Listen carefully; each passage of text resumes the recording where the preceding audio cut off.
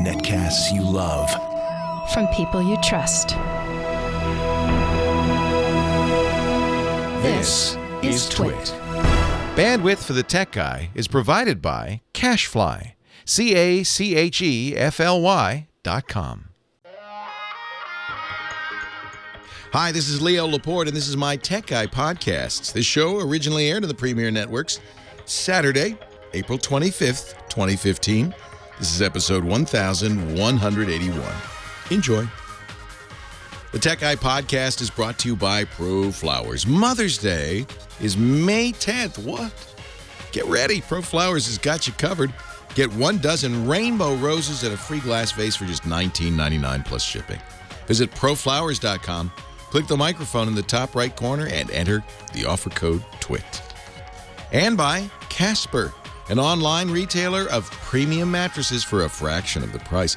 Because everyone deserves a great night's sleep. Get $50 off any mattress purchase by visiting casper.com/techguy and entering the promo code TechGuy.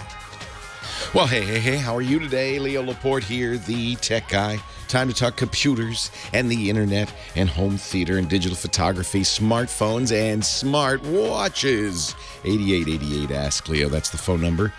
888-827-5536. Toll free from anywhere in the U.S. and Canada. Outside that area, you just call via Skype. We'll get you on here with Heather Hammond, the phone ranger. So I have my precious. It came yesterday, my precious. I'm talking about, of course, the Apple Watch, which, I think Bruce Jenner scooped the Apple Watch because it came out yesterday, but all anybody was talking about was Bruce Jenner. So, sorry, Apple. You got it. Timing is everything in these things, in these launches. It was hard to get the Apple Watch on the first day of availability. You can't go in a store and get it.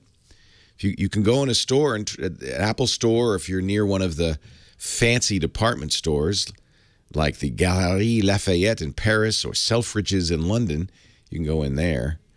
But even, and actually, I think you can actually pick it up and wear it out of the store if it's a non-Apple store. But at the Apple stores, when you say, I'd like to purchase that watch, they say, great. Let's put an order in on the website. And you order it and you get it in June. So I was, knowing that I need to review this for you guys as soon as possible, let you know whether it's worth buying. Got in shortly after midnight on April 10th when the orders began. I'm used to this. This is the Apple way. The Apple way. You hear it's dinging at me. That means I got messages. So I got it yesterday. Too early to tell you what kind of battery life I'm going to get. That seems good. The charger works very quickly. It's kind of cool. Looks like a little stethoscope. It's got a USB cable. You plug into the USB, and it has magnets in it. So when you put it near the back of the watch, it goes, and zip, it zips on. So you always have it right. Turns out, though, it's compatible with Qi charging. It is the wireless charging standard, QI. So that's nice. If you have a Qi charger and you can get the watch properly oriented, you can charge the watch from a Qi charger. And the Apple Watch charger works on other devices like the Moto 360. So that's kind of interesting, not unexpected.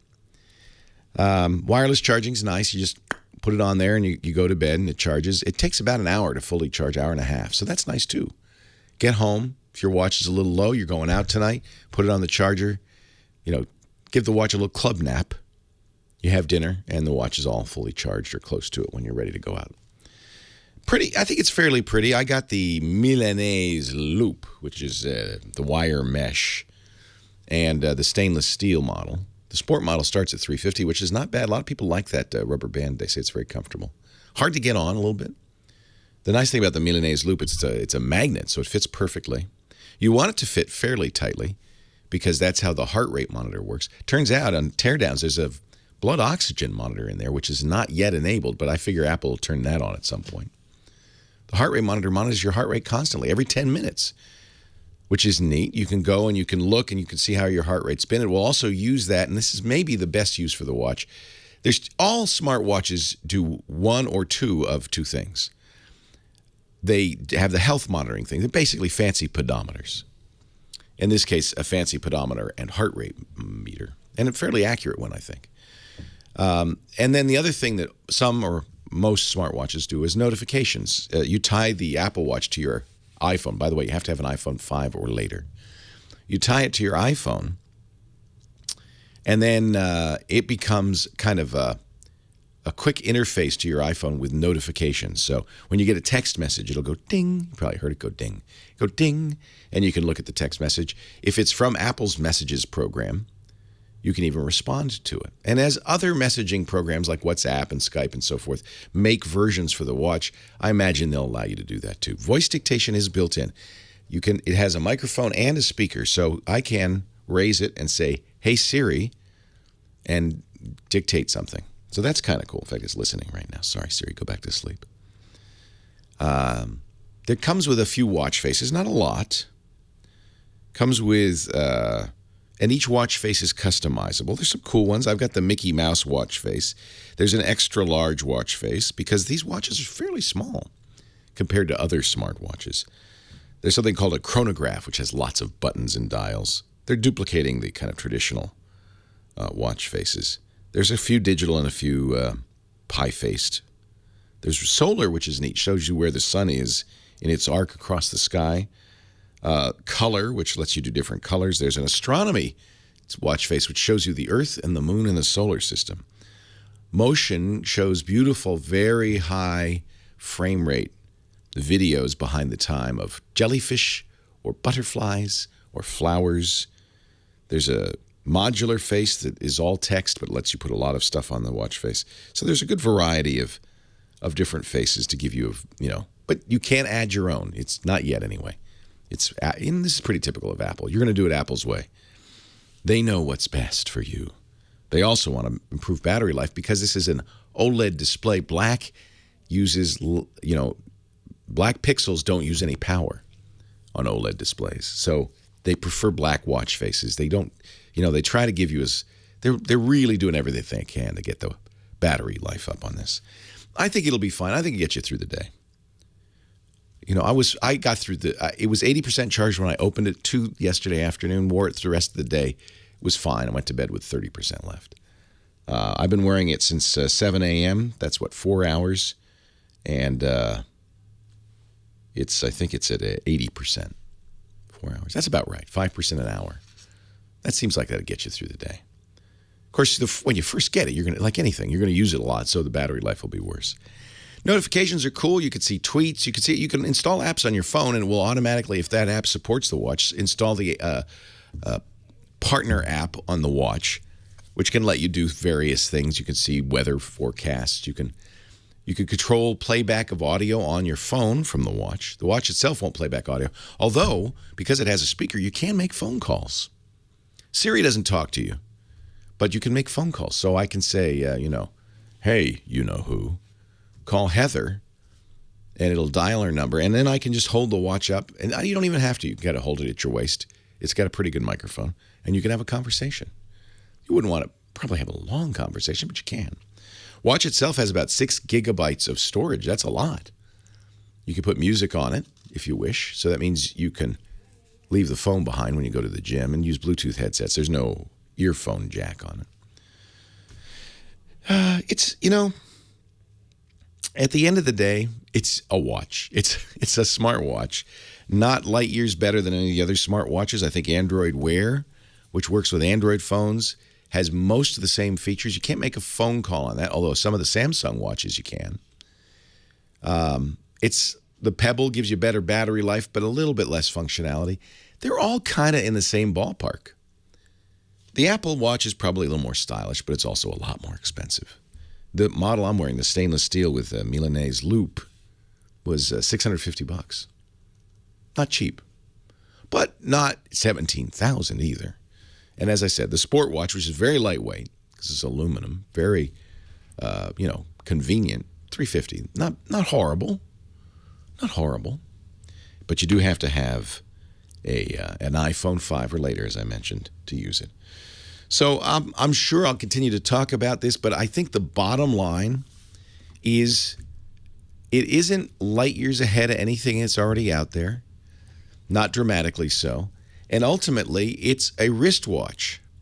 And so if you like wearing watches and you like how it looks, and you should look at it because already Heather said, oh, that looks too geeky for me. So you should look at it. It may not be right for you. There are a variety of bands and looks. If you like how it looks and you want a wristwatch and you carry an iPhone, I think it's probably a good idea. And you can afford it. It's probably a good idea. But it's not something to run out and get. Not at this point. Leo Laporte, the tech guy.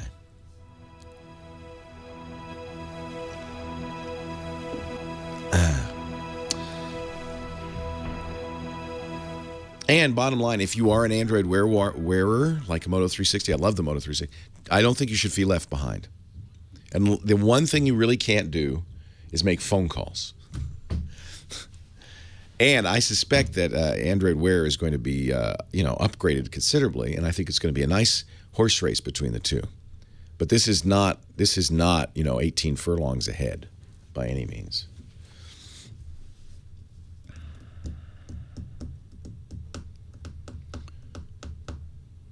The Taptic does not blow me away. Now, I haven't done the one thing which I really like, and by the way, the Android Wear does this as well, almost identically, which is navigation. So you say, I want to walk to, I'll use this, I'm very interested to use this when we go on vacation in the summer, because we'll be in, let's say, Budapest, and I'll say, take me to, I don't even know what, the National Assembly. And it will tap you left, right, so you don't even have to look at it. You can look at it and it'll point left or right. The Android Wear doesn't have a distinction between left and right, but will buzz when it's time to turn and you look and you go left, right. So it's very close. The biggest difference is you can't make a phone call on Android Wear. Oh, I was up late. I have a bad cold. That's why my voice sounds a little... No, you have to use Apple Maps right now. It'd be interesting to see how far Google goes in supporting this. Let me see if there are any Google. That was an inbox email I just got. So let me see what Google apps are on here. Authy is on here. That's cool. The Score, so you get your sports scores, which is nice. Foursquare, Flipboard, the New York Times, Slack, Twitterific, OneNote, Skype, TripIt, Slice, Starbucks. You can use it to control the camera, just pretty much the same as an Android Wear device. USAA, My Bank, iHeartRadio, Weather, Calendar, Camera. Which is that? Oh, okay. City Mapper, that's a nice program. So that's a navigation program. Uber, TuneIn Radio, Delta, Yelp, HipChat, Starwood Group. That's cool. You can unlock your door if you go to one of 100 Starwood hotels. That's something only Apple Watch can do. Apple Pay does not knock me out in general. This is in fact, I think Apple Pay is actually easier with your iPhone because the fingerprint reader, boom, boom. On this, as far as I know, you have to actually find the Apple Pay app in this crazy interface. Launch it. Here, let's do it. So first, finding it on this is nuts. I guess I could put it. I guess eventually I'll know how this all works. Where is it? Somewhere in here. Personal Capital, Epicurious. There it is. Okay, so I did that. Now I have to choose a card. Okay, card not verified. Screw you. Okay. This one's verified. Okay, double click to pay. Oh, that went away. Double click. What? Double click what?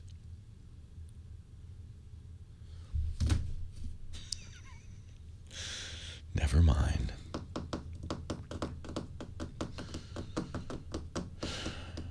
Double click the Friends button for Apple Pay.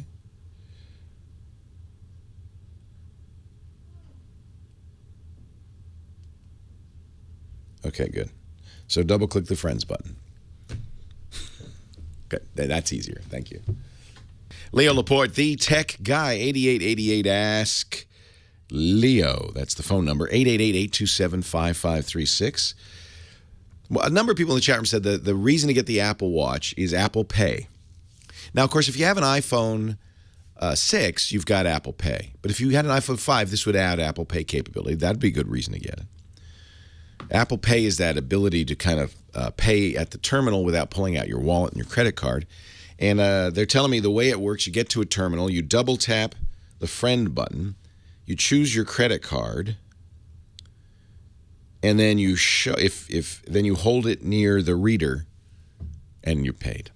That's cool, and it gets the identity. Now, by the way, the card issuer can then require more steps. For instance, the card I would use here, which is my ATM card, I've used it in the past, and I have to enter a PIN number into the terminal. So, it's not massively more convenient than just taking a card out of your wallet and swiping it. Not to the point where I always go, oh, no, I have to use Apple Pay. But I know people who are really fans of Apple Pay who will literally go out of their way to go to a store that supports it. So if you're an Apple Pay fanatic, I guess the Apple Watch makes sense in that regard. I don't find it that difficult. Maybe I'm just, I don't know, to take out my wallet and swipe it. Is that hard? I don't know. I'm there anyway. I'm standing there. They're checking me out. Not checking me out. They're checking out my groceries. I'm checking you out, Heather Hammond, and you are wearing a leopard print. Yeah. How? It's Butter and Eggs Day today. Did I warn you about that last week? I didn't. I think I warned you. Oh, good. So where did you park? Because this is very hard to find parking. Well, as they say in Petaluma, I parked way over yonder. Yeah, over the hill, across the railroad tracks. Yes, I am from the other side of the tracks today. In our little town of Petaluma in Northern California, there is one big day of the year, and this is it. It's Butter and Eggs Day, and they have the parade and the antique fair and pancake breakfast by the Lions Club. It's so much fun. It's so sweet. You got to go over and see the cutest little chicken town contest. Parents dress their children up as chickens. Is Lisa out there taking pictures? She is. She good, loves it. Good. Yeah, she did that last care year. Of us. Yeah. 8888 Ask Leo's the number. Tech Guy Labs is the website. And Heather, you've been lining up people. Who should I start today with? Let's talk to Seth in Irvine. Seth in Irvine, Leo Laporte, the tech guy. Hi, Seth. Hey, hello, Leo. Long-time viewer, first-time caller. Well, welcome. Thank you.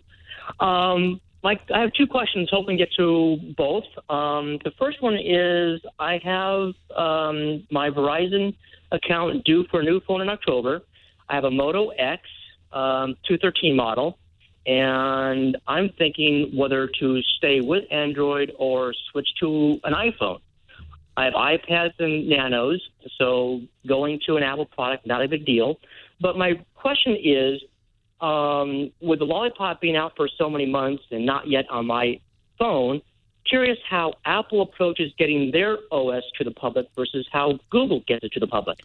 Apple has, and this was part of the deal when Apple came out with the iPhone in 2007. They went to AT&T and said, we want something completely unprecedented. We want complete control of the handset from A to Z. You won't even get to approve it. And AT&T was kind of desperate at the time. Verizon was kind of kicking their butt, so they said yes to it. And it established a precedent that to this day, no other handset maker, Motorola, LG, Samsung, has the power to say, we're gonna determine how this works. And the big difference, one of the big differences from your point of view is, yes, Apple pushes out updates, and they go out all at the same time to every carrier, to every phone, period. That's the deal. If you want, and the iPhone is so popular that the carriers go, well, okay. On Android, partly this is because the carriers can mess up the phone a lot, as you probably noticed. Now, Moto X is pretty clean, but carriers tend to put, both the handset manufacturers and the carriers tend to modify Android considerably. Verizon's notorious. Those droids are really Verizonized, aren't they? Yeah. And so what happens is, Lollipop, or whatever the next version of Android is released by Google. But then there's this multi-stage process. The handset manufacturers, because there are many of them, all get the code and say, all right, oh gosh, now we got to update our TouchWiz or, Sense, whatever our skin is. We have to update that, make sure it works. That takes time, not just programming time, but mostly testing time. Then it goes to the carriers, and they go, oh, okay, we got to test this with all of our stuff, make sure it all works. And after they've gone through all this testing, then the carriers push it out, and they push it out on their dime. It costs them money. So the carriers drag their feet, as do the handset manufacturers. So Android does not get updated right away by any means. Google will push out the next version of Lollipop soon, and you're still on KitKat. Yeah, and I get that. And it's just that when you're stuck with a phone for 2 years, unless you buy it outright, I'm just wondering if over the 2-year period is either or any of the two operating systems better than the other. Yeah, I mean, if what you're thinking about is updates, the iPhone will get its updates promptly as soon as Apple pushes them. Every Apple iPhone. Yeah. There's an advantage to that because developers then know what they're developing for. There's also a disadvantage. Apple when it pushed out the first version of iOS 8, it had this unfortunate side effect of disabling Touch ID and taking you off the internet. And I was lucky because, most of the time you just go ahead and update. And fortunately, somebody in my office, Jeff, came running over and said, don't update it, killed my phone. And so I waited. So sometimes that can happen too. Rapid updates without adequate testing can also be an issue. But I would say, the thing about Apple that Android people, and you might have some discomfort with this, you can do a lot more with your phone. Oh, definitely. That's what I like about the Android. There's so much customization you can do. Yeah, and Apple really says it's our way or the highway. Right. And they say it for good reason. They say, look, we want to control this from soup to nuts. We want to protect you, for instance, from pornographic applications. We won't let them on our site. We also won't let you get applications that duplicate functionality of ours. They only just now added third-party keyboards. Until a few months ago, you had to use Apple's keyboard. On Android, you've always had that capability. In fact, in order to go to any other store on an iPhone, you have to jailbreak your iPhone, which I do not recommend. On Android, there's a checkbox in the settings. Now, that is admittedly could be risky behavior, and that's why Apple says, well, we're just going to make sure that nobody gets in trouble with the iPhone. And so it kind of depends on your mindset. If you're somebody, and most people are like this, who just says, I don't care, I just want it to work, then Apple might be the right choice for you. You don't get a choice, and you use the wallpapers they offer. There are no you can't put any third-party wallpaper apps in there. Things like that. There aren't alternate launchers. You have to use Apple's Springboard launcher or nothing. So it really comes down to how do you feel. If you just want a phone and just use it, and I don't care that much, which is most people, iPhone is a great choice. Yeah. Okay. Have a follow-up question if you don't mind? If you hang on, you can do it, but I have to take a break right now. 8888 Ask Leo. Scott Wilkinson, home theater guru, coming up next.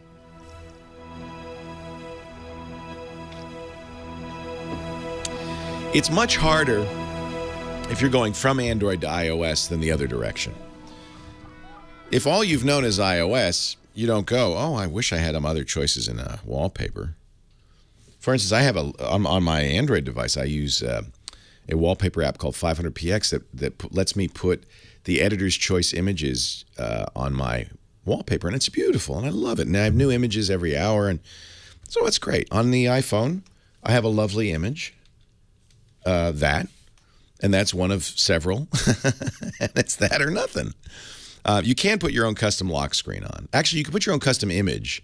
I shouldn't say that because you can put your own custom image on, but that's it. If you want to change it, there's no wallpaper changers. But that's minor, right? Third-party keyboard support is a little bit weak on this. I mean, I pretty much went back to the Apple keyboard because things kept breaking. Apple, is often the case, kind of half-hearted on this idea of letting other keyboards in there. It just really depends. Most people don't care about their wallpaper, right? They don't. If I can put a picture of my kids, I'm happy. Most people don't care about all the customization. They don't want all the widgets. They don't care about that. And so that's why the iPhone, it's clean, it's simple, it just works. Except when it doesn't. And there are times when it doesn't work. I mean, they're not perfect. If you're coming from Android to iPhone, I think you might struggle a little bit because there are things you go, well, why can't I do that? Why can't I have a file browser? Why can't I look at the file system? Why can't I? I mean, there's a million things. I also find, believe it or not, I find the iPhone harder to use because Android phones have some standard controls. There's a back button, there's a recent app button, and there's a home button. Plus, there's always a menu button on all Android apps. On the iPhone, each app, except for the home button, you have to figure out what the UI means, how to use it. Each app is different. The standards really vary. So I find that sometimes a little confusing.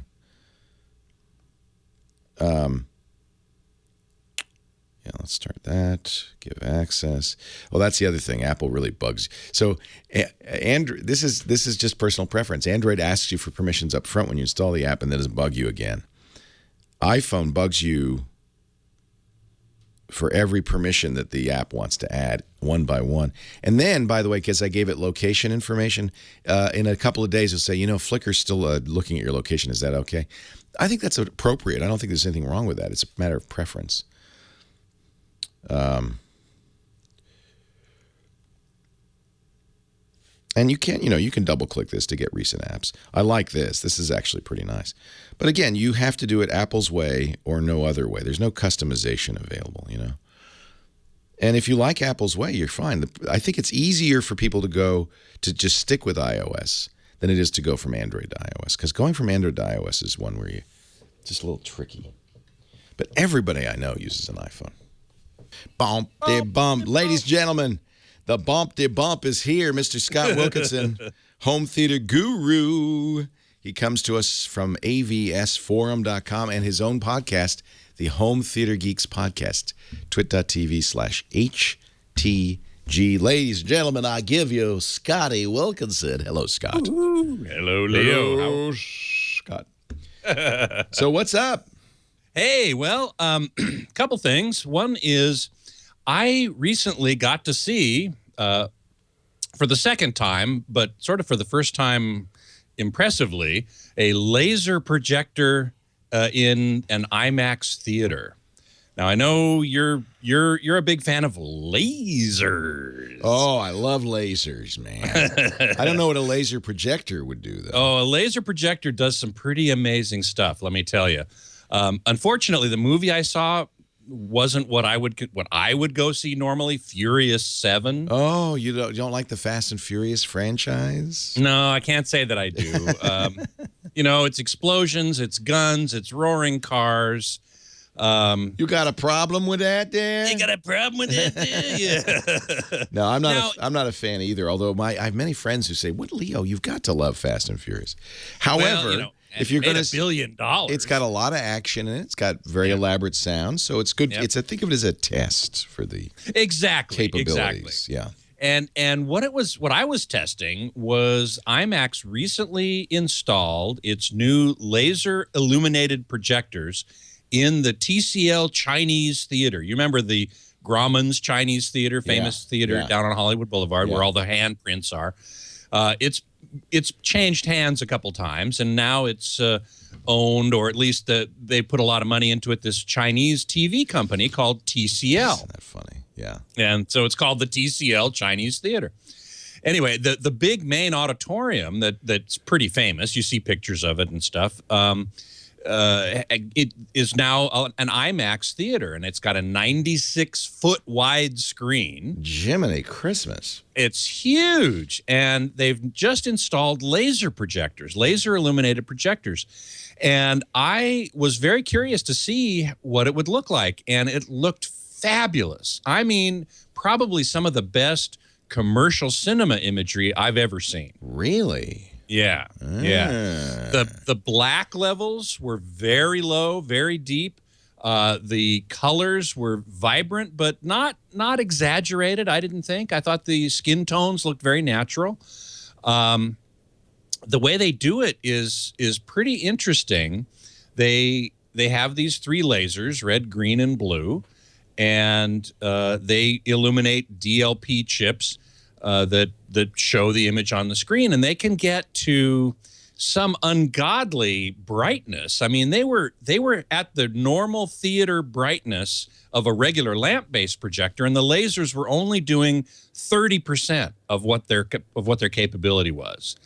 So he said, "Oh man, we could get 80-foot Lamberts on that screen." Whoa, 80-foot Lamberts.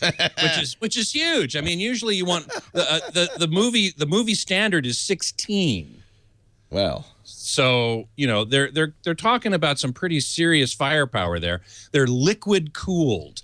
They have these external chillers that cool down the lasers because the lasers get very hot.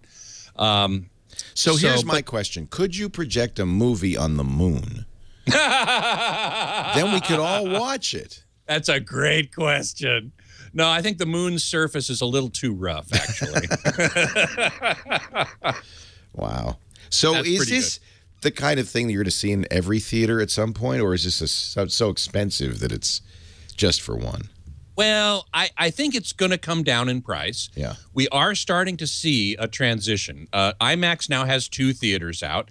Dolby has just announced with the projector company Christie, which is one of the primary providers of digital cinema projectors, that they're going to install laser illuminated projectors in AMC Prime theaters. The first one to go in is going to be the El Capitan across the street from the TCL Chinese in Hollywood. Oh, Hollywood gets all the good screens. I know. And now the Dolby, what's called Dolby Vision, co-created with Christie, is going to be really amazing because that projector is going to be what we call high dynamic range. We talked about this last week. How much better the picture looks with what's called high dynamic range, which is the difference between the deepest black and the brightest white that the projector can recreate. The IMAX laser projector, believe it or not, is not considered high dynamic range, but the Dolby Vision with Christie is. And they showed it at CinemaCon last week. That was a trade show for the National Association of Theater Owners, otherwise known as NATO. And they showed for the first time the movie Inside Out. This is the next Pixar movie, which I can't wait to see. It's going to be really, really cool. It's basically the story of a little girl and all the different voices in her head. Yeah, I know. I saw the trailer. The trailer for that's going to be great. Yeah. Lewis Black as the voice of anger. Perfect. Perfect. Typecasting. Exactly. So you expect we'll see these, and when you sit down, you'll say, "Wow, what? It's really bright." Well, the high dynamic range will be brighter than what you're used to. Yes, and the blacks will be deeper, and that's to me the more important part. And which I saw at the IMAX laser projection as well was that the blacks were so nice and deep. I mean, when I go to the cinema, generally, I see it's a little washed out. It's kind of gray. Washed out. It's kind of gray, exactly. And on the IMAX screen, which is taller than the aspect ratio of most movies, the movie Furious 7 is at an aspect ratio of 2.35 to 1. And there's some screen above and below that image on an IMAX screen. Right. And so they basically were letterbox bars like you'd see on a TV at home. Which is amazing, but I hardly even noticed them. Yeah. Normally in the theater, you'd go, "Oh man, those gray bars are really distracting." Was it a normal IMAX screen? You don't need a special screen for this.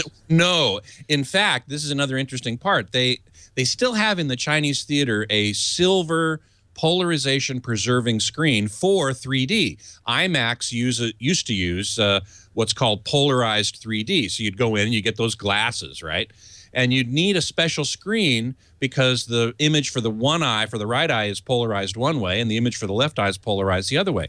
The new laser projectors from IMAX use a different type of 3D. So when there is a 3D screening in there, they're going to use a type which is called generically 6P for 6 primary, which means that the red, green, and blue wavelengths for the right eye are slightly different than the red, green, and blue wavelengths for the left eye. And you have to wear what are called dichroic color separation glasses to see the 3D. But you don't need a silver screen, which is really good for 2D movies because silver screens 2D movies on silver screens don't look all that good. So they could replace it with a white screen and they'd be perfectly fine, and the 2D would look even better. But a big giant screen like that's going to be tens of thousands of dollars right there. And I made that point in an article I wrote, and somebody wrote in and said, well, yeah, but that's not much compared to the cost of a of the projector. And I said, well, no, the projectors are probably in the hundreds of thousands of dollars, but the screen's going to be in the tens of thousands of dollars. So that's not chump change. And kids throw stuff at the screen. So exactly. The projector's safely locked away. Yeah, exactly. Interesting. So there you go. If you get a chance to go to the Tickle Theater or the one across the street. Yes, the El Capitan, or in Toronto, the Scotiabank Theater has IMAX laser projectors.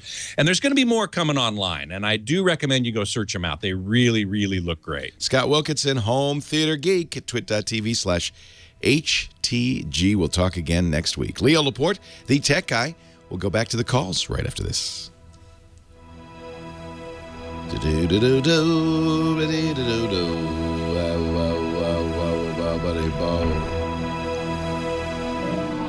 What are you doing there? What is that? What are you playing with? I have my own timer now in my smart.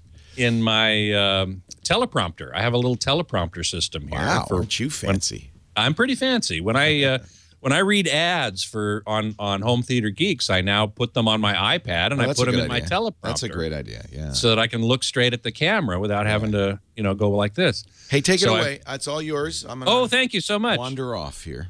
Go wander off. Rest your voice. Hey, everybody. Glad to see you all here. Somebody asked the pyramid behind me over here. That is, in fact, a clock. It's called the Pyramid Clock. And it's one of several clocks on my set here behind me, some of which are easier to read than others. So the challenge for the reader is to figure out how to read those clocks. Let's see. Got any questions? So Scotland calling. I thought the popcorn was the CinemaCon. Well, that is where they make a lot of their money, at the concessions. No question about that. UJ, great question. No speckle or metamerism? The answer is no.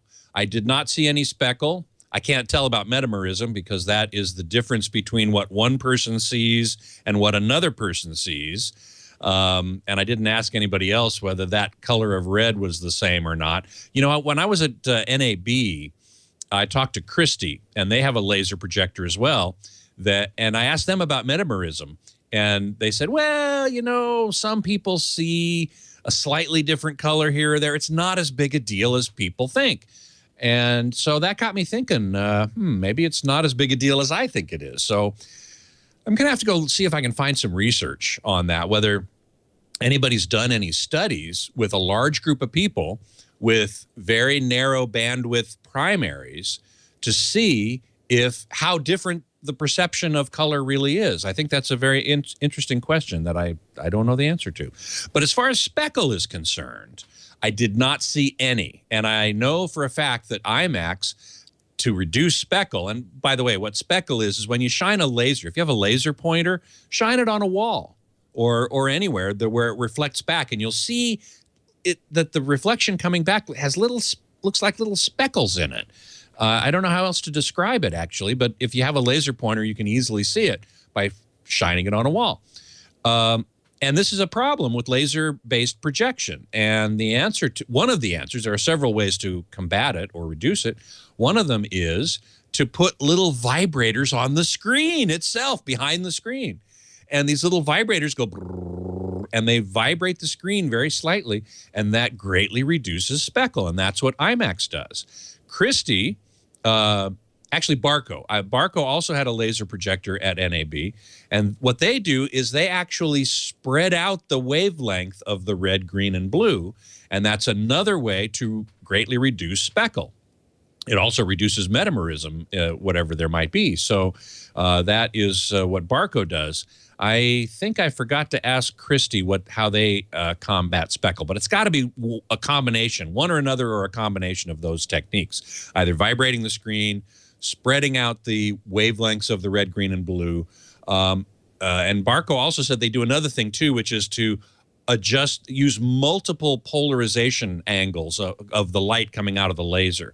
And that's another way to reduce speckle. Hey, Rollover, how you doing? Burn Tech, good to see you.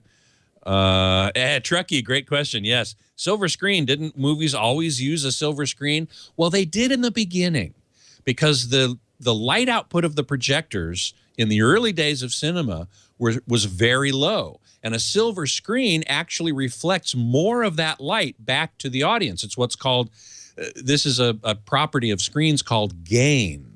And so the silver screen actually has a much higher gain. It reflects more light back into the audience. And so they have a reasonably bright picture to look at. These days, with projectors have gotten better, more light output. And so you can use a white screen. And a white screen actually gives you a better image overall. A silver screen can have several problems, one of which is called hot spotting. And so you see the center of the screen, or some portion of the screen, looks brighter than the edges of the screen. With a white screen, that doesn't happen nearly as much. It becomes a much more uniform, even illumination across the entire screen. But you need a silver screen to preserve the polarization of 3D, of polarized 3D. Leo Laporte, the tech guy, 8888. Leo, we were talking to, I think, Seth in Irvine, weren't we? Hi, Seth. You said you had another question. Sorry to put you on hold for so long. That's okay. I understand. Okay, so if I stay with my Moto X and look for a smartwatch, I'm looking at two, at least for now, the Sony Smartwatch 3 and the Asus ZenWatch. But most of the negative reviews are on their 320 by 320 display. Is that a terrible display, or? No, that's pretty normal. You're not going to get, I mean, these things are small, 320 by 320. Look, as long as you get an Android Wear watch, and I think both of those are Android Wear, right? They are. The watch functionality on Android Wear is pretty much the same on all of them. So you're choosing the watch when you get an Android Wear watch based on its design, on how it looks. I agree with you. The Asus ZenWatch is gorgeous. It is, yeah. But the resolution is going to be pretty much the same on all of them, and the functionality is almost identical on all of them. So the only difference is some watches have, like the Moto 360, have a heart rate sensor, some don't, things like that. But, so you're choosing the watch based on the hardware. And then as far as Android Wear, it's pretty much the same across the board. And by the way, I like it a lot. You know, we were talking about the Apple Watch at the beginning of the show. I think Android Wear, while not quite up to all the capabilities of the Apple Watch, is close. It's 80% of it. And for most people, it's probably all you need. I mean, as I said, there are two things that all watches do, notifications and pedometer. And then some watches do a little bit more on either side of that. You can play a game on your Apple Watch. You wouldn't want to. You'd kill the battery. No, right. So I think if you want to watch, I think Android Wear is great. I like this Asus ZenWatch. I think it's really pretty. Yeah. That's what you're choosing it for. And don't worry about 320 by 320. I think they're all roughly the same resolution. You're not going to use it to read magazines. It's a little tiny screen. Don't get too crazy about that. Bob in Ocala, Florida. Leo Laporte, the tech guy. Hi, Bob. Hey, Leo. Hey, I'm your number 10 fan. I used to be your number 1 fan. But oh, no. Over the last few months, 9 other people have said they're your number 1 fan. Isn't that funny? Be a bigger man and step back. Yeah, isn't that funny? I don't know what that means, your number 1 fan, but I thank you for being in the list. I've got two things. One is a thank you for one of your sponsors, and then I got a question for you. I've gone to iFixit, their website. Yes. And because of them, I've been able to change out a battery and a docking port on an iPhone 4S and a screen on an iPhone 5. And I never, ever would have been able to do it without their great pictures and then the dialogue that goes along with it to show exactly what you need to do, the little warnings and everything. So I want to really thank them for having such a great site. As you mentioned, they are, I think they've sponsored the podcast in the past. What they do is so great. They call it the right to repair. They say if you own a product, you should have the right to repair it. And they tear down everything and give you an idea of how repairable it is. Some things are not.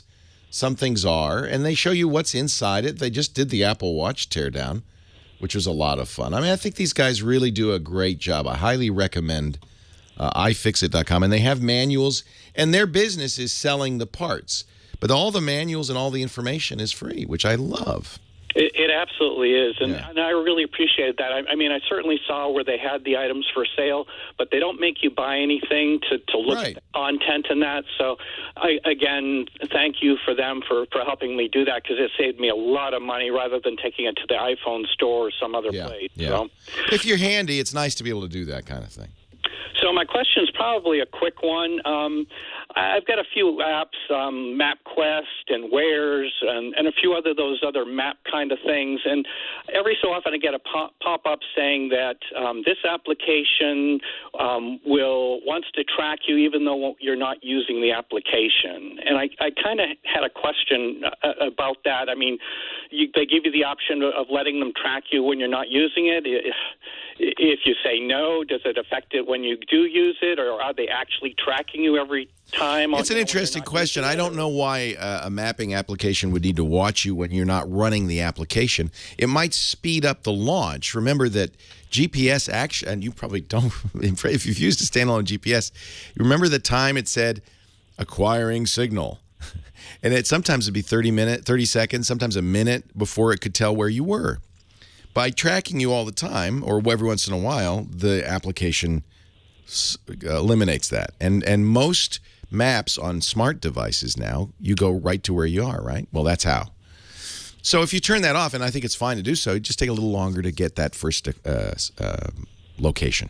Okay, I was just curious. I don't have the actual thing of what it says, but basically it says it wants to use your location even when the program isn't running. Yeah, that's what it's doing. It has to ask for that permission in order to every once in a while get a fix on you. Now, there are some apps like the Google Maps app, which actually keeps location history.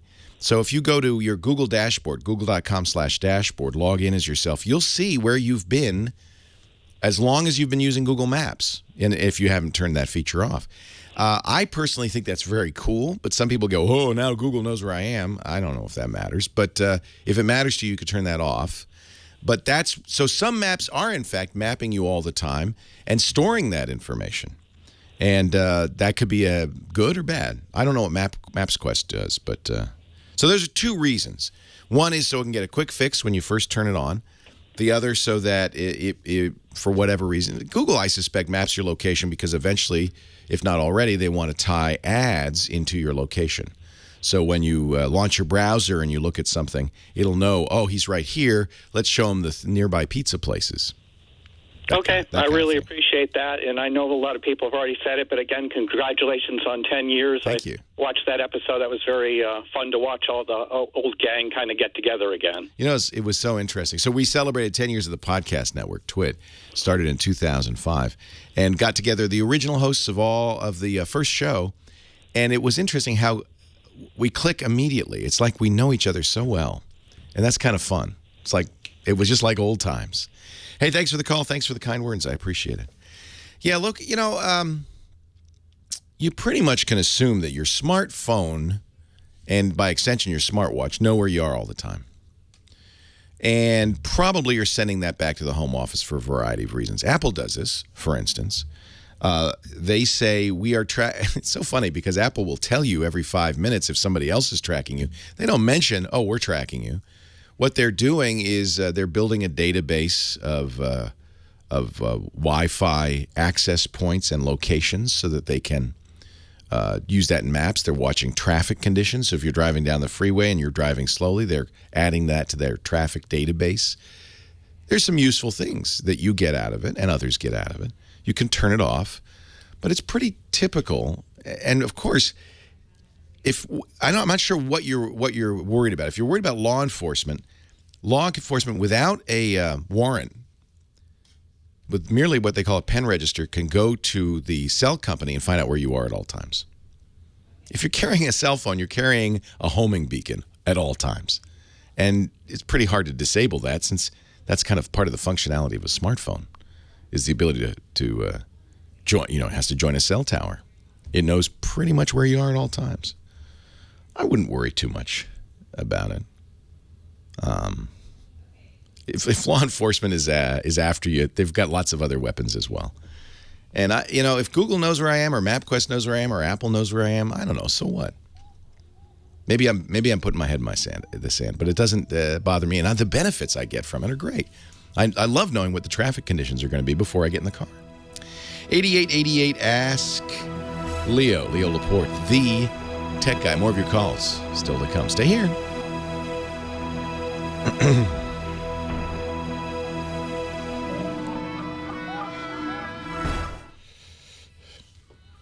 Yeah, it didn't have to be a smartphone. Cell phones have always done that.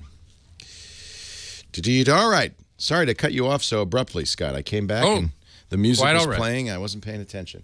No problem whatsoever. We go back to you. It's all yours for a few more minutes. Thank you. All right. Always happy to do that. I'll do a little thing with the clock so you can see. Let me see if I can. Excellent. Yeah, I that was helpful, wasn't that? It was very helpful, actually. Fire when ready, Gridley. Aye, aye, Captain.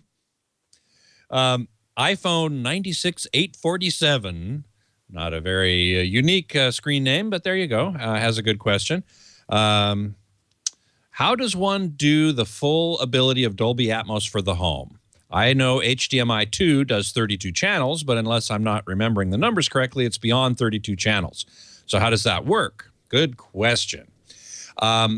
Actually, Dolby Atmos can support up to 34 channels, 24 around the room and 10 overhead. But that doesn't matter with respect to HDMI, and here's why. When you get a Dolby Atmos signal coming in from, say, a Blu-ray, which is going to be the most common way to do it, it's going to send a bit stream, a Dolby Atmos encoded bit stream, which is much less data than full 32 or 34 channels.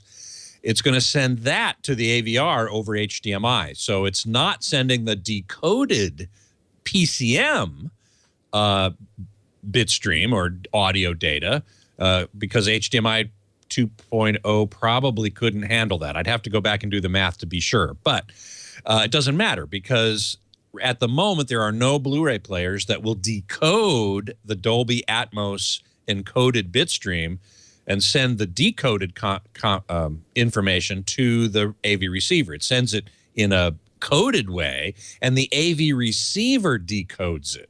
And once it's decoded in the AV receiver, then that gets sent out, or the pre-pro, the preamp processor, that gets sent out to the amplifiers and then on to the speakers. And so the limiting factor is how many amplifier channels do you have and how many preamp channels do you have. Most AV receivers are limited to no more than 11 amp channel. Well, there you have it. Thank you very much, Scott.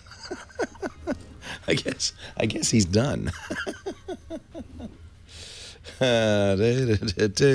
Here, while we're waiting to get Scott back, you watch yourself.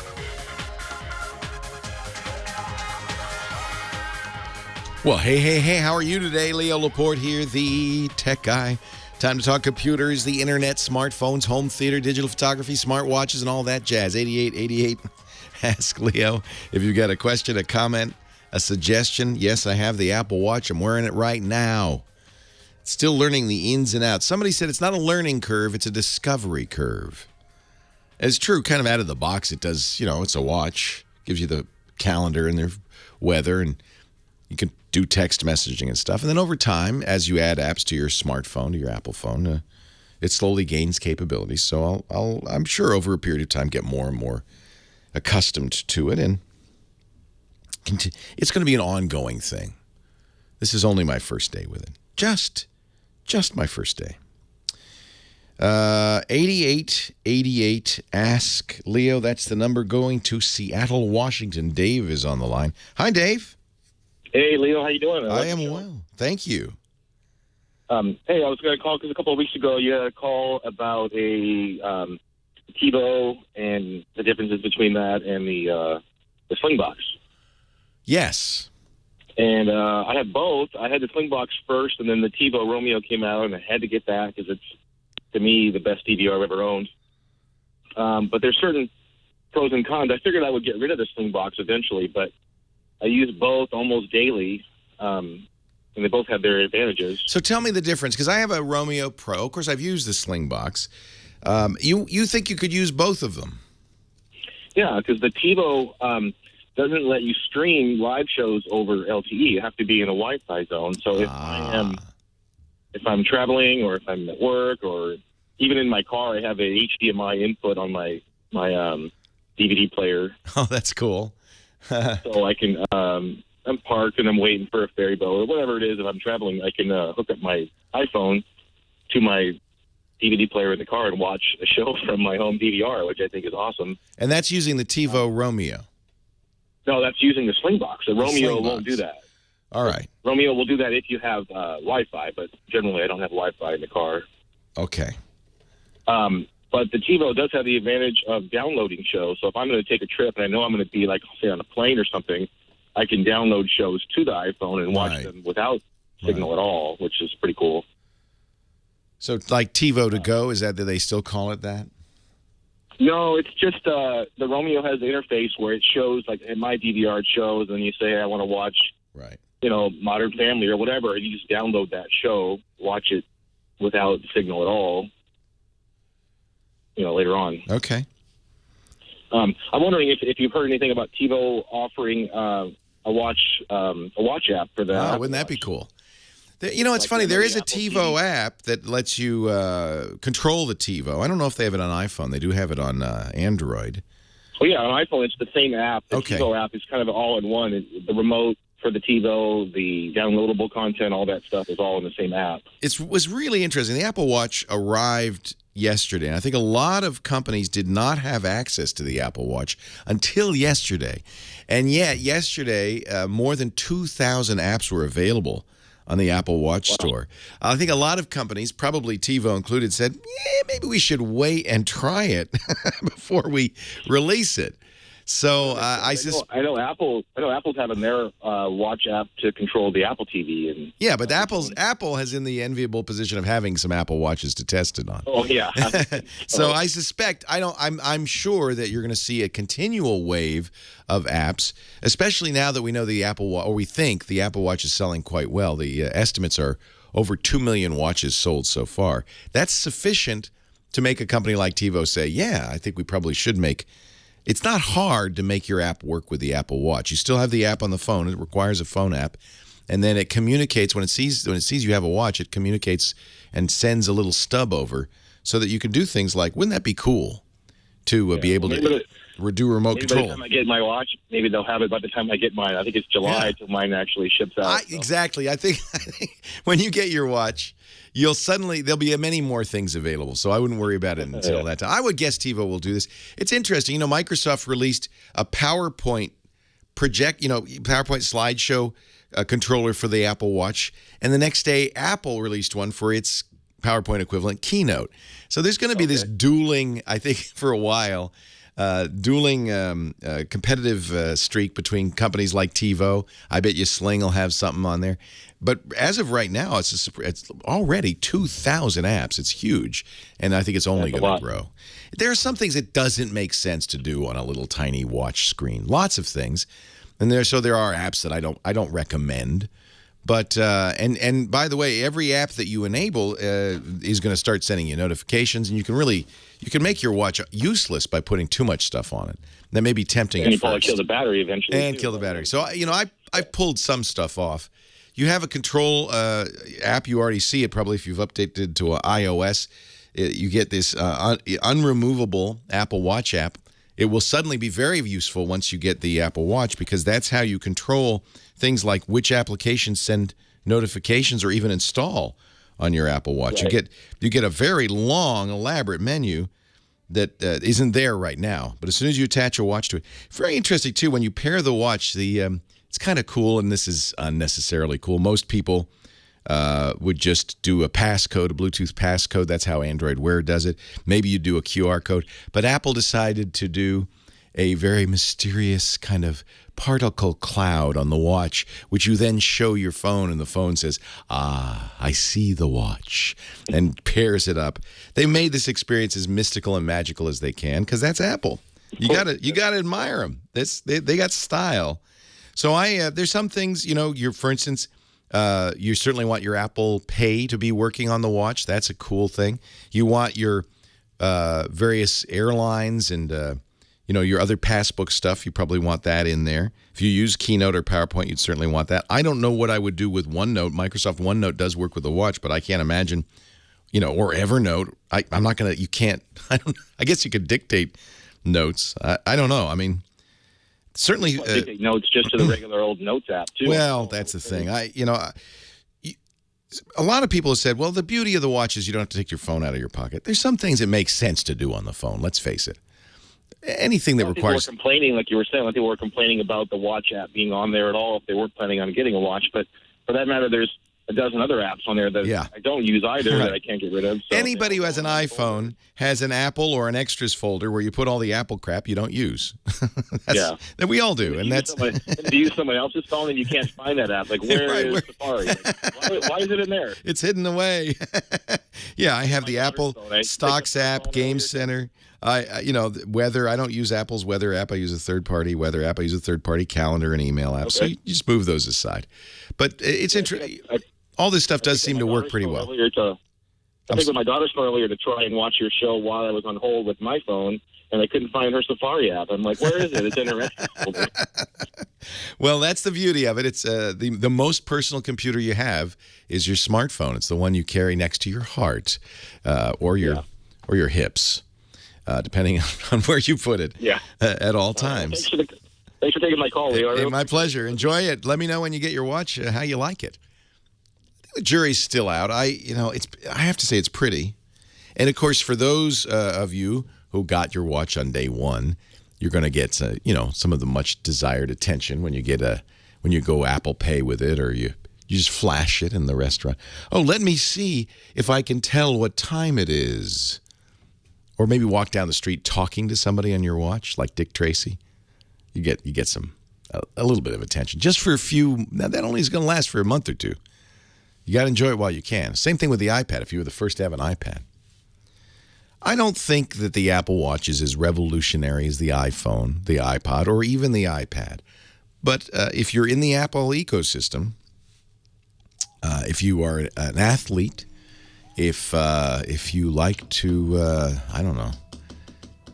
check baseball scores on your wrist, it's useful. Leo Laporte, the tech guy.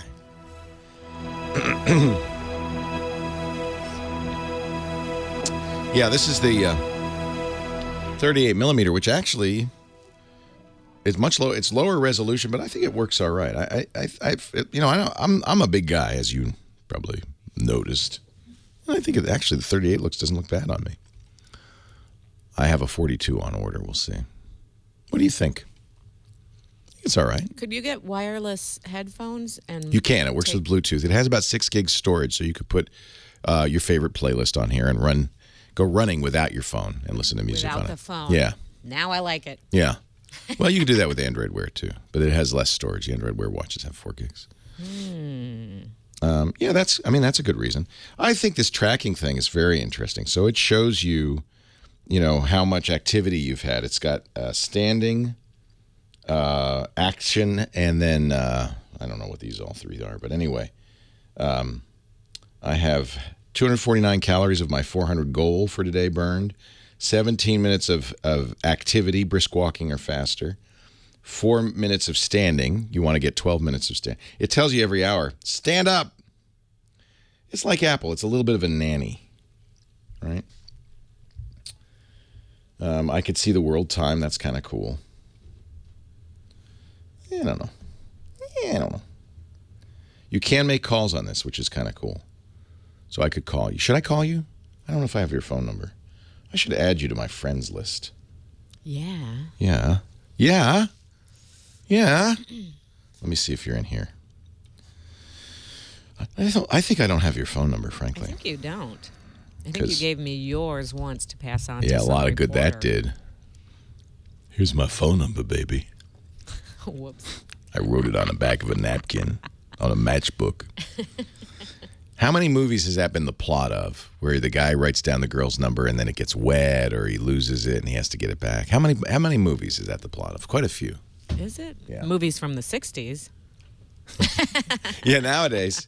What do you do? Okay, so you meet a person you want to know. Do you give them your phone to enter their stuff in? No. No. Do you say, text me, here's my number, text me and I'll have your I number? block my number and then I call them. This is during the vetting process, of course. Leo Laporte, the tech guy, 8888. Ask Leo. Played that for Bruce Jenner. And by the way, in no way mocking Bruce, I admire what he did last night. I admire what ABC did. I think they handled it very well. And it just, and I think raised people's awareness that some people are born with one gender anatomy and another gender in their brain, and that happens. It's confusing, I imagine, but that happens. And I actually know some people in a similar situation. It can be very difficult, but good for Bruce for coming forward, talking about it, and ABC, I think, raising a lot of awareness. 8888, Ask Leo. Back to the phones. Let's go here. Judy is in Riverside, California. Leo Laporte, the tech guy. Hello, I am at a technology crisis crosspoint. Oh my goodness gracious, that sounds serious. I'm telling you, this is life-changing stuff here, and you're involved. I have PC parts, but identify as a Mac. I don't know what's going on. I don't either. But here's the deal. I have always worked with PC stuff at work, and I've become very adept at it. Okay. I got, when I needed a new phone last time, I got a 4S because it was cool, and my cousin talked Yeah, that's what happens. That's why people go Apple. It's cool. Yeah, it was cool. So then I got, because I had to continue my cool thing, so I got an iPad. A couple of years later, I dropped it on the ground, couldn't see through it, thought, well, I'll just get an Air. Well, I got an Air, thanks for asking. It is now dead on arrival. It is not to be resuscitated. Oh, dear. Something about the way that, I didn't say that, power plug thing goes in anyhow. Have you brought it to the Apple store? Because they're pretty good about... I took it to the two guys I know that used to work at the Genius Bar. Oh, okay. They're geniuses. And they said, we need to have services, my dear. That maybe they could, well, anyhow, I'd still bring it to the Apple store. You know what? If you're very nice about it, the Genius... I know you are. I could tell. The Genius has a lot of leeway. And even though I'm sure it's out of warranty, et cetera, et cetera. Oh, so far. Yeah, that he might say, oh, yeah, that's... let's give you a new one. He literally can do that. However, I will do that before I take further steps. But I need to know where I go next. I need a new phone. I want a new phone. Have I locked myself into Apple? Because I love the way that my phone and my iPad talked to each other. And I love laying on my bed, being very lazy, and on my iPad, all my text messages from whoever they were came. Isn't that awesome? Now you need to get a Mac. Oh, my God. So here's the deal. You've completely gone over to the other side. Oh, Lord have mercy. It makes no sense to me. I can't do Control-Alt-Delete. I can't do You don't need Control-Alt-Delete. Control-V. I can't do any of that. Yes, you can do Control-C and Control-V, except it's not the Control key, it's the Command key instead. Okay, whatever. But all of those keys still work. There even is a Control-Alt-Delete. It just doesn't do the same thing. Probably. I mean, I'm just using these as an example. Yeah, no, I understand. It's different. It is, and I'm old and terribly set in my ways. Okay. So stick with Windows. There's no reason why you shouldn't feel like you can use a Windows desktop.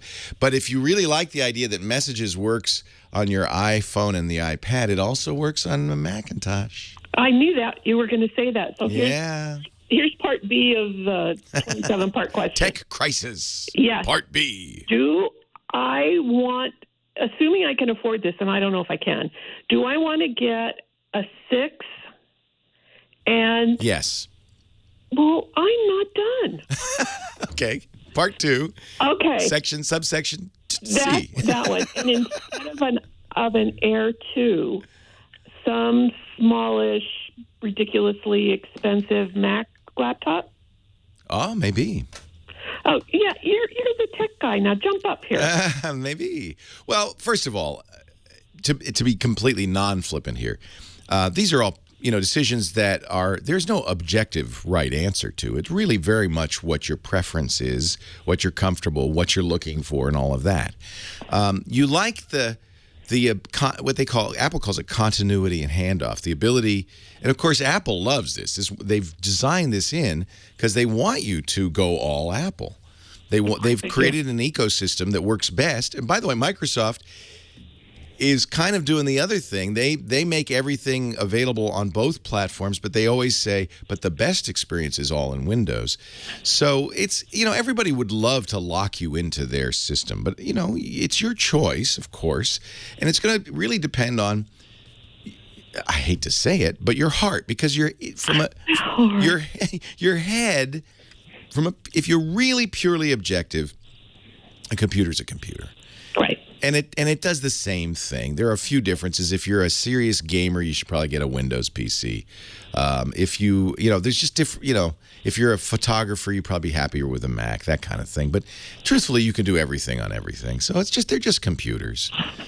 Okay, so I'm thinking if I'm thinking from a financial perspective. Well, the budget's going to make a difference because Apple stuff is expensive, isn't it? Yeah.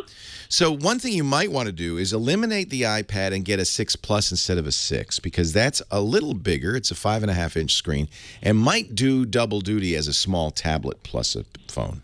Okay. So I would look at it and see, of course, whether you can carry it is an issue. My wife loves the 6 Plus. She likes the bigger phone. Because it is kind of like a tablet. It's like halfway between a phone and a tablet. I, ironically, big fella that I am, like the 6. I like the smaller phone of the two. So that's, again, there's no subjective right or wrong. It's what you prefer. Well, I think you might like a MacBook Air because that's a very lightweight, easy-to-use computer. You can lie in bed with that, do your messages. I love, by the way, you can do it with Google Hangouts, too. Google Hangouts messaging, if you use a Google Voice number, will work on all these platforms as well, cross-platform. But I love the idea of somebody sends me a text message and I'm on my computer, being able to respond on the computer with a keyboard and I don't have to futz around. Too. I love that. I do it all the time. So Apple is interesting because Apple's messages, which is for both iOS and OS X, will only work on Apple devices.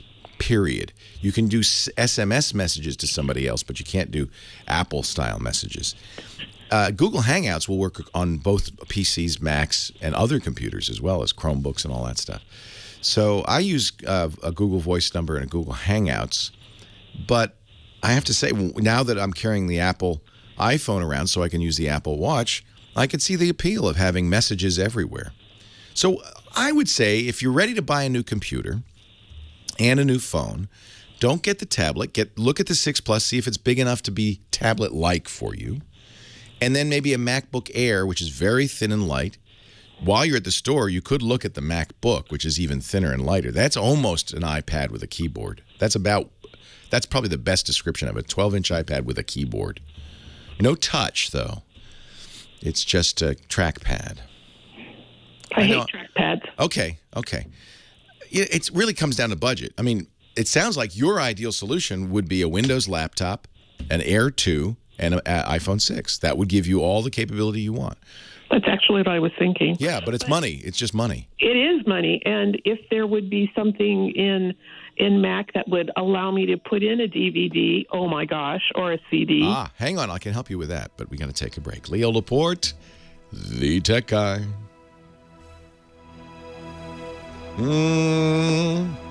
When's Mother's Day?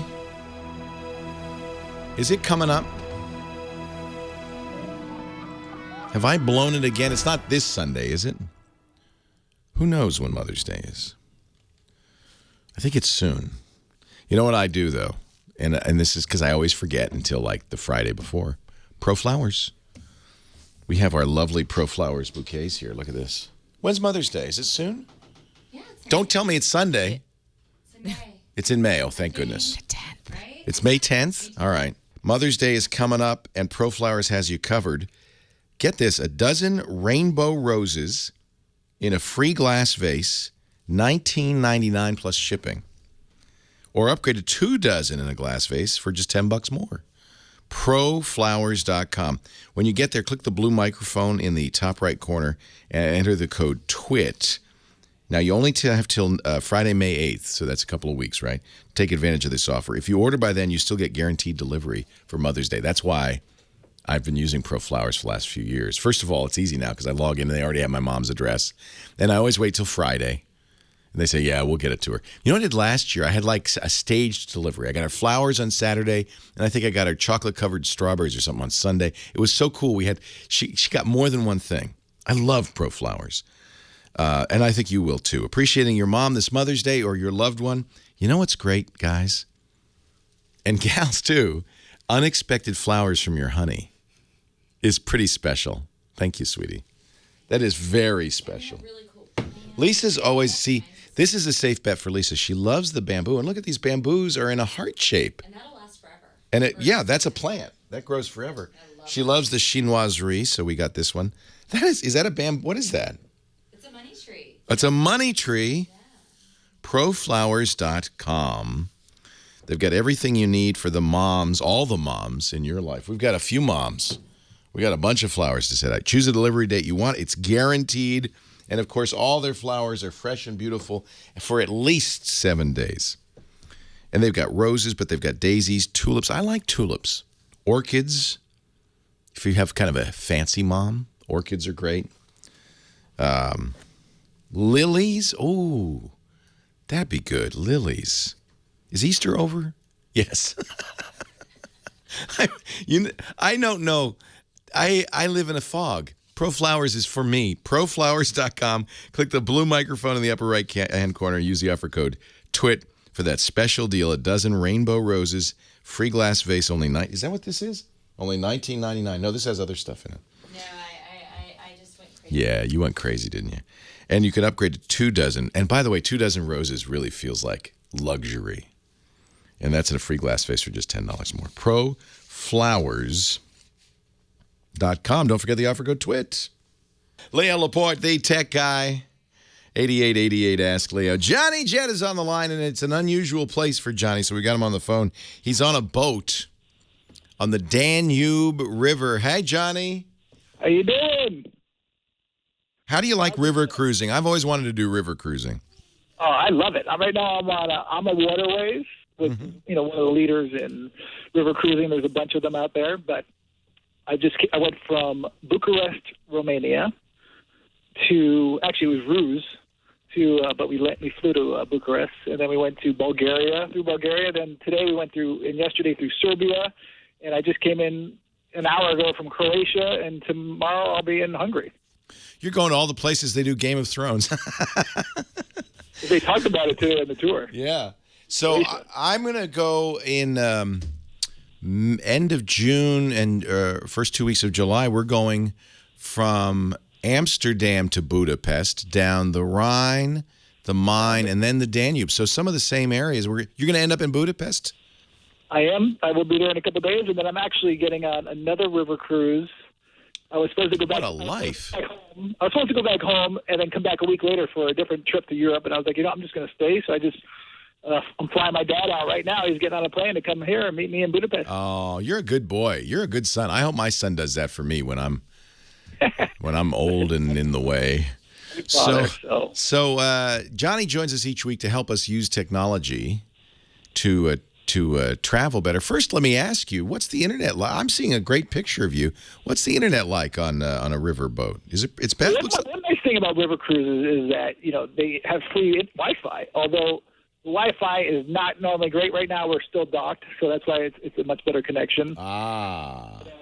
Yeah, so don't count on it. I actually brought a MiFi with me, but it hasn't been working too well. So, you must have gotten a European edition MiFi.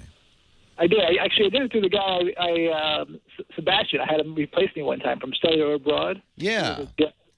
So I had him give me one. And, what's his website? CellularAbroad.com. So you think I should do that before we go on our trip? It can't hurt. Definitely Yeah. can't hurt. Although I've been having problems with mine, but He's using, basically, you get a SIM card or a Wi-Fi access point that uses the local phone companies, cellular phone companies' data. right. Can you get one, though, that works in all those different countries? You're in 4 or 5 different countries. Yeah, actually, I'm going to be in by the end of this trip. I've been in 11 countries, and it's supposed to work in all of them, but Serbia. So the first 2 countries it did not work in, but I would give it a shot. That's interesting. And this is through National Geographic. It's cellularabroad.com. I think it costs $24.95 a day for unlimited. Although they say it's unlimited, although I think you just get 300 megabits. $25 a day? Yeah, but if it's not working, they're not going to charge you. Oh, okay.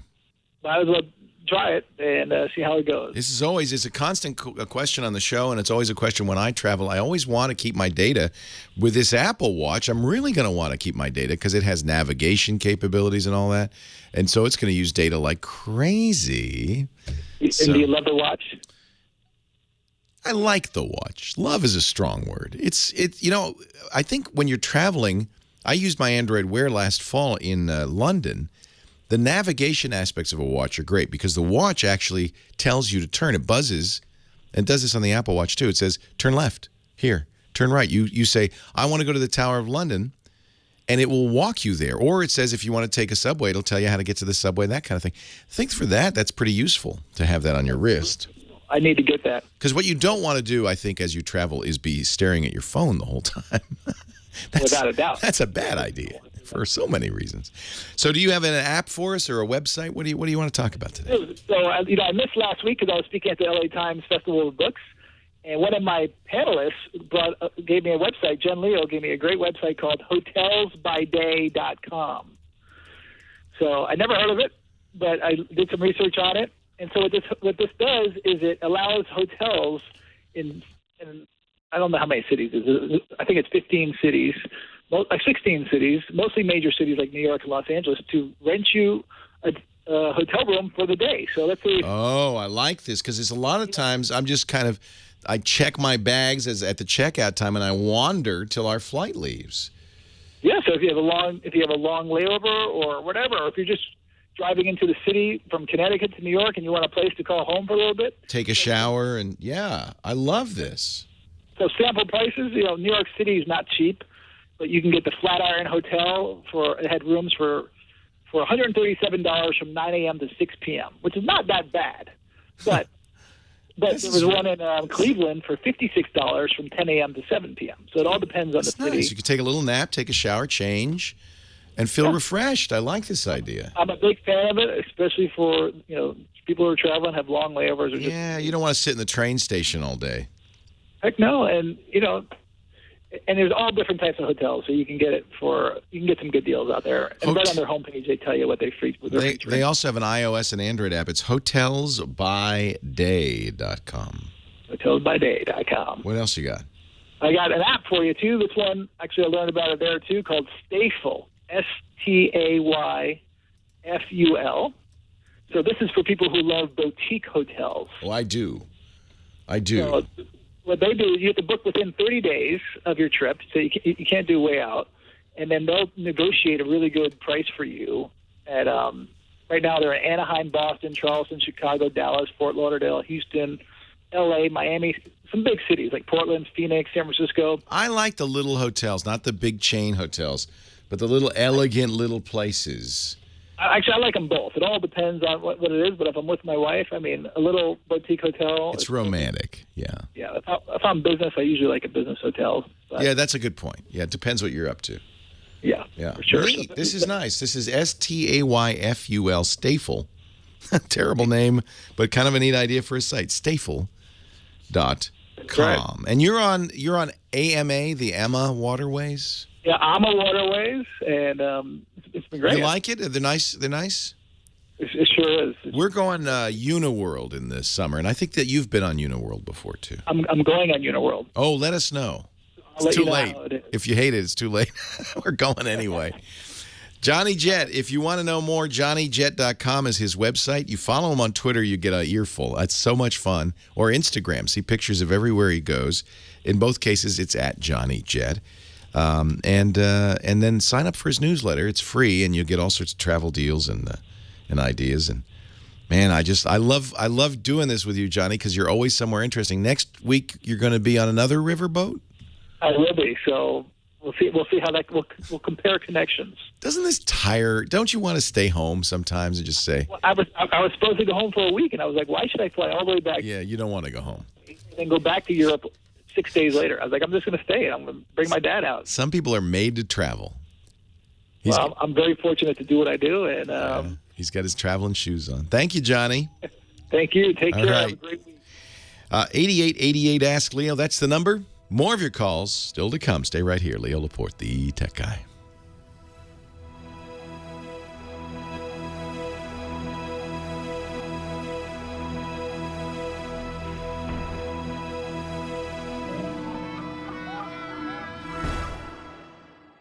Leo Laporte, the tech guy. 8888 Ask Leo. That is my number. We're talking high tech.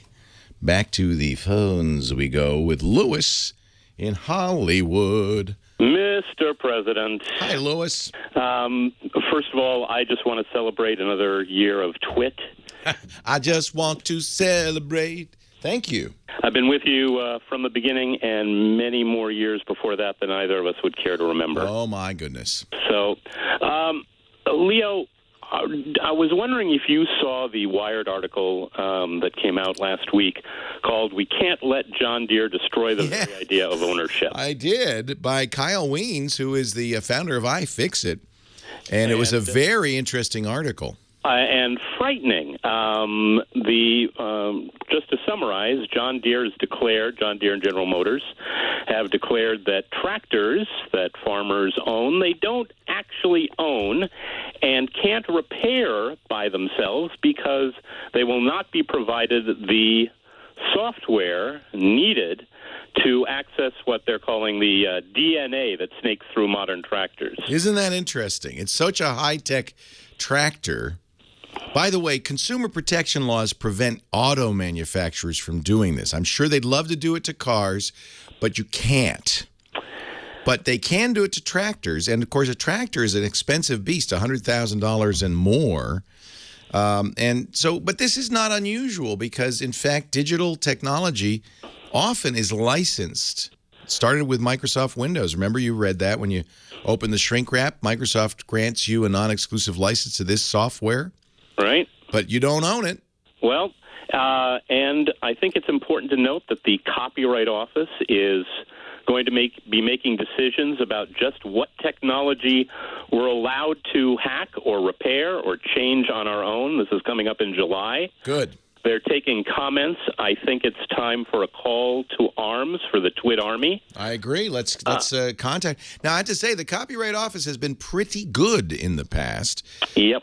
The Librarian of Congress who runs this, for instance, said you can unlock your phone.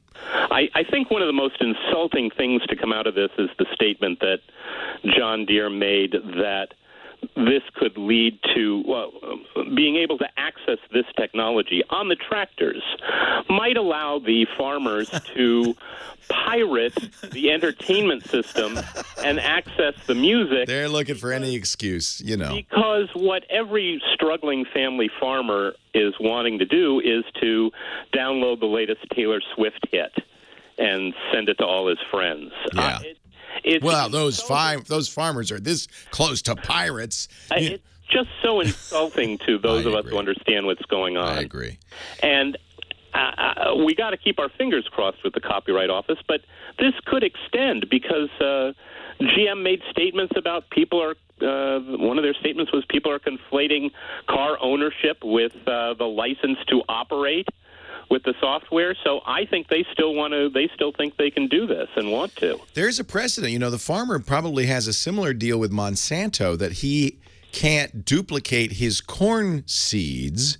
Monsanto and other companies sell plant seeds that are genetically engineered, and the reason they genetically engineer them is so that they can copyright them And you have to buy a new batch every year. You can't do as farmers have done for millennia. You can't just take some of the crop and replant it. You have to buy new seeds. I think there may have been even one or two cases where Monsanto, or one of the companies that is doing this, went after a farmer the seeds have blown from his neighbor to his farm. You can't have those seeds. and they sue those farmers. I know. It's really fun. I know. It's not. And then, of course, when you buy a book at Amazon on your Kindle, when you buy music from Apple, those books, that music doesn't belong to you. You bought a license to play it. And unlike a record or a CD or a DVD, you can't hand that down to your kids. That's it. The license expires when you do. This is the world we're living in. I think it's the wrong direction for vehicles, the wrong direction for crops. I'm not sure it's the wrong direction for digital goods. The courts have gone back and forth on a lot of these topics. I think it's going to be up to the Copyright Office to make the right decision here, and I hope they do. There is a strong public interest in being able to repair your own tractor. Otherwise, Bob, from a few calls ago, might not have gotten all the information you want from iFixit. Hey, Leo, thanks, and good luck with the return of the screensavers. Thanks, Lewis. Take care. Thanks, Lewis. I appreciate it. Thank you. 8888 Ask Leo. Larry, Rancho Santa Fe. Leo Laporte, the tech guy. Leo. Well, Larry. How are you, Leo? I'm great. I go back with you to 1998 and the screensavers, and you are the man responsible for me becoming an old geezer. I love it. That's my job. Well, you're the man on that, and Patricia and I just love you. Thank you. And thank you so much for what you do. Say hi to Patricia for me. Thanks. Yeah, I will. Yeah. And she's listening in the other room. But Leo, just real briefly before I get to the question or the issue that I called about, I was an early adapter of the smartwatch, and I got a Gear 1. Uh-huh. And that was one of the few times that I bought an item that at the time you were not that crazy about. I remember you saying, do we really need to have something on our wrist, talking to something on our belt or something like that. And at any rate, I went out and against kind of what I thought you were going with. Well, what did you think? Well, I got it, and I just really liked it. And I've often wanted to call in and tell you about it, but at any rate, I really liked it. And one of the reasons I got it, I had a Note 2, which when you put... So it makes sense. You have to have a Note or a Galaxy phone to work with the Gear. Exactly. Now, the Gear lets you answer and phone calls, right? You can talk on the phone. Yes. It does many of the things the Apple Watch does, and it was one of the first smart devices. It was, and it's got the camera in the band. Of course, you can't change the band, but it was kind of one of those things you're talking on the phone, on your watch, kind of the first of the Dick Tracy type of thing. And I really got a kick out of it, and I really enjoy it, and I'm still using it. And with the Note 2, that's such a big device when you put it in a auto box. It's true. I thought the watch would kind of save me from having to pull it off my belt, and I've been real happy with it. So we took it. I took it on a zip line adventure and took pictures from the zip lines, and it's true. I wasn't going to do that with a phone. Having the camera on the watch band was great. Hey, we got to take a break. Hang on. We'll have more with you in just a bit. Leo Laporte, the tech guy. Have I told you about my mattress lately? It's like a silly thing to talk about, but it's one of those things where you go, this was such a cool experience. I got to share it with you. Casper is a company that makes mattresses in the U.S.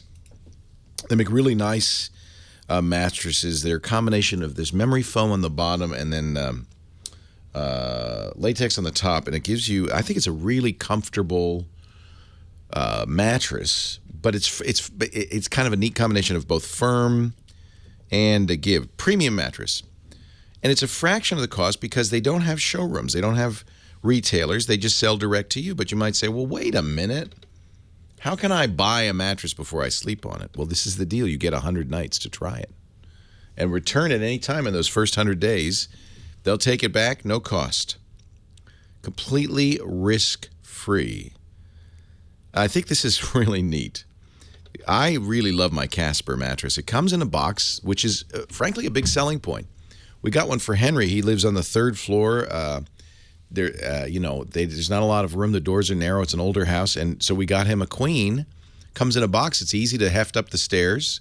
He and a buddy could do it. I think he could do it, frankly.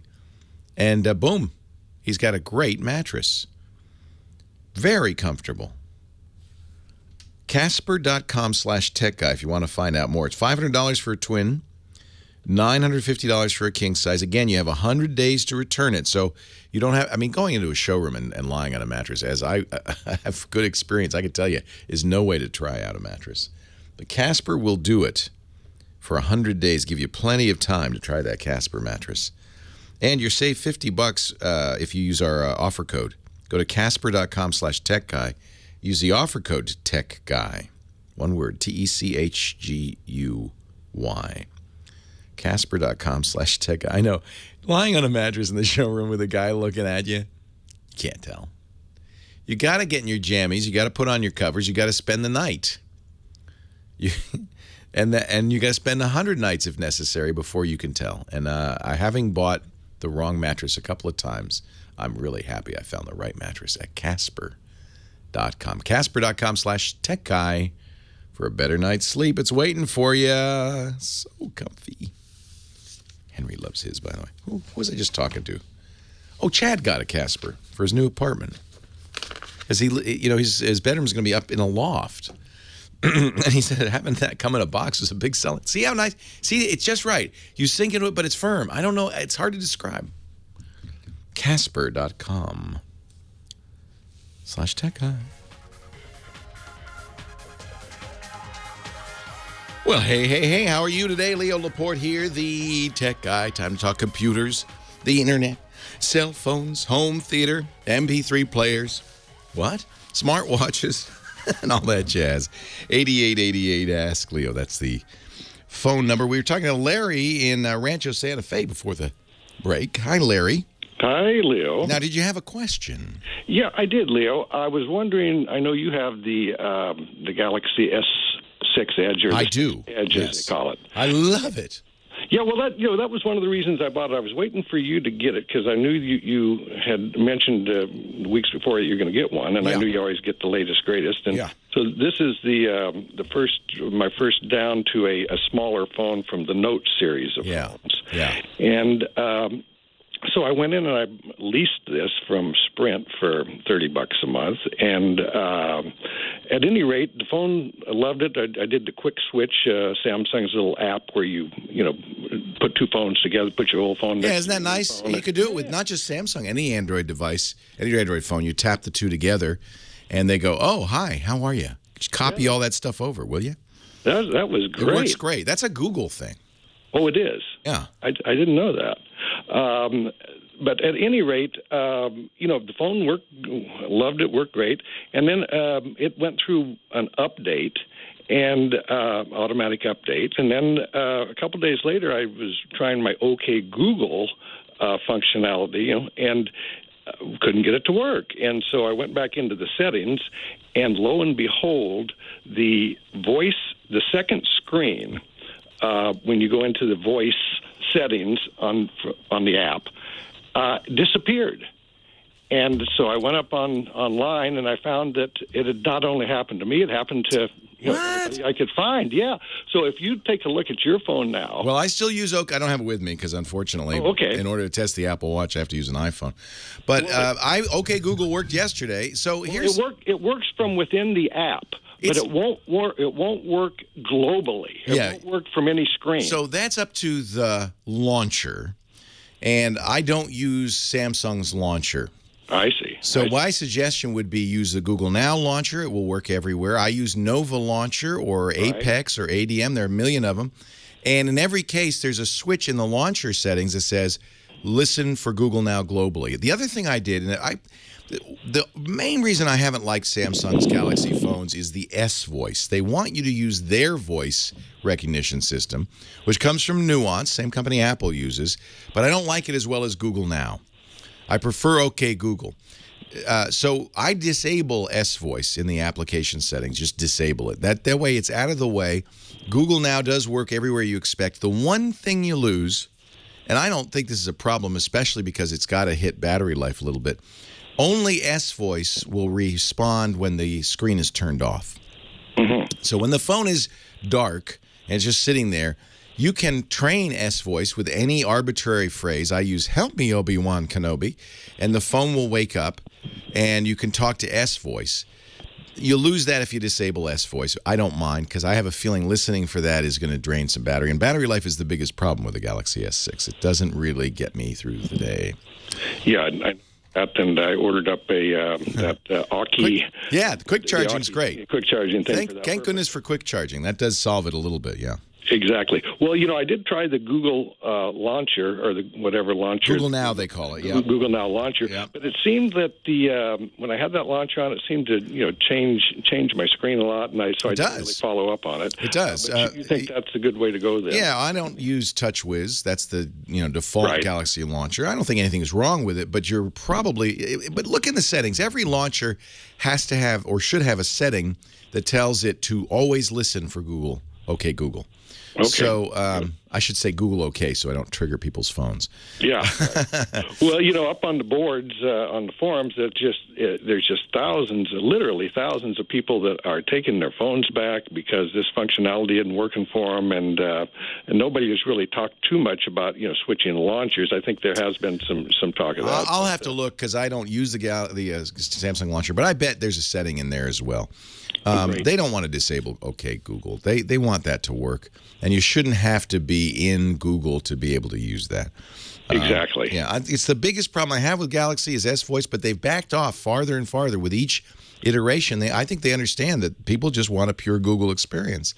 Yeah, exactly. Well, I've disabled the S Voice on my my Note. I don't like that at all. And well, thank you so much, Leo, again, and it's just great having you a part of our life here, and you've just been a huge positive influence. Thank you, Larry. And regards to Patricia, thank you so much. Well, thank you. Keep up. I appreciate it. Thank you. Yeah, even if you don't listen to me. In fact, I think that's good if you go out and buy the Galaxy watch and you like it. When I talk about something good or bad, I kind of try to say my opinion of this is, that's my opinion, and then here's why I think so. And if it doesn't ring true for you, by all means, you should try it. Look Dr. Mom says it's in the language and input section of the settings. You want to switch on OK Google globally. And I know I use that, so I know it works even after the update. They give you an update almost right away on the S6. I like it. Dr. Mom, who is apparently an S6 user, says go to speech and then check off enhanced Google services. Yeah, it's kind of buried, isn't it?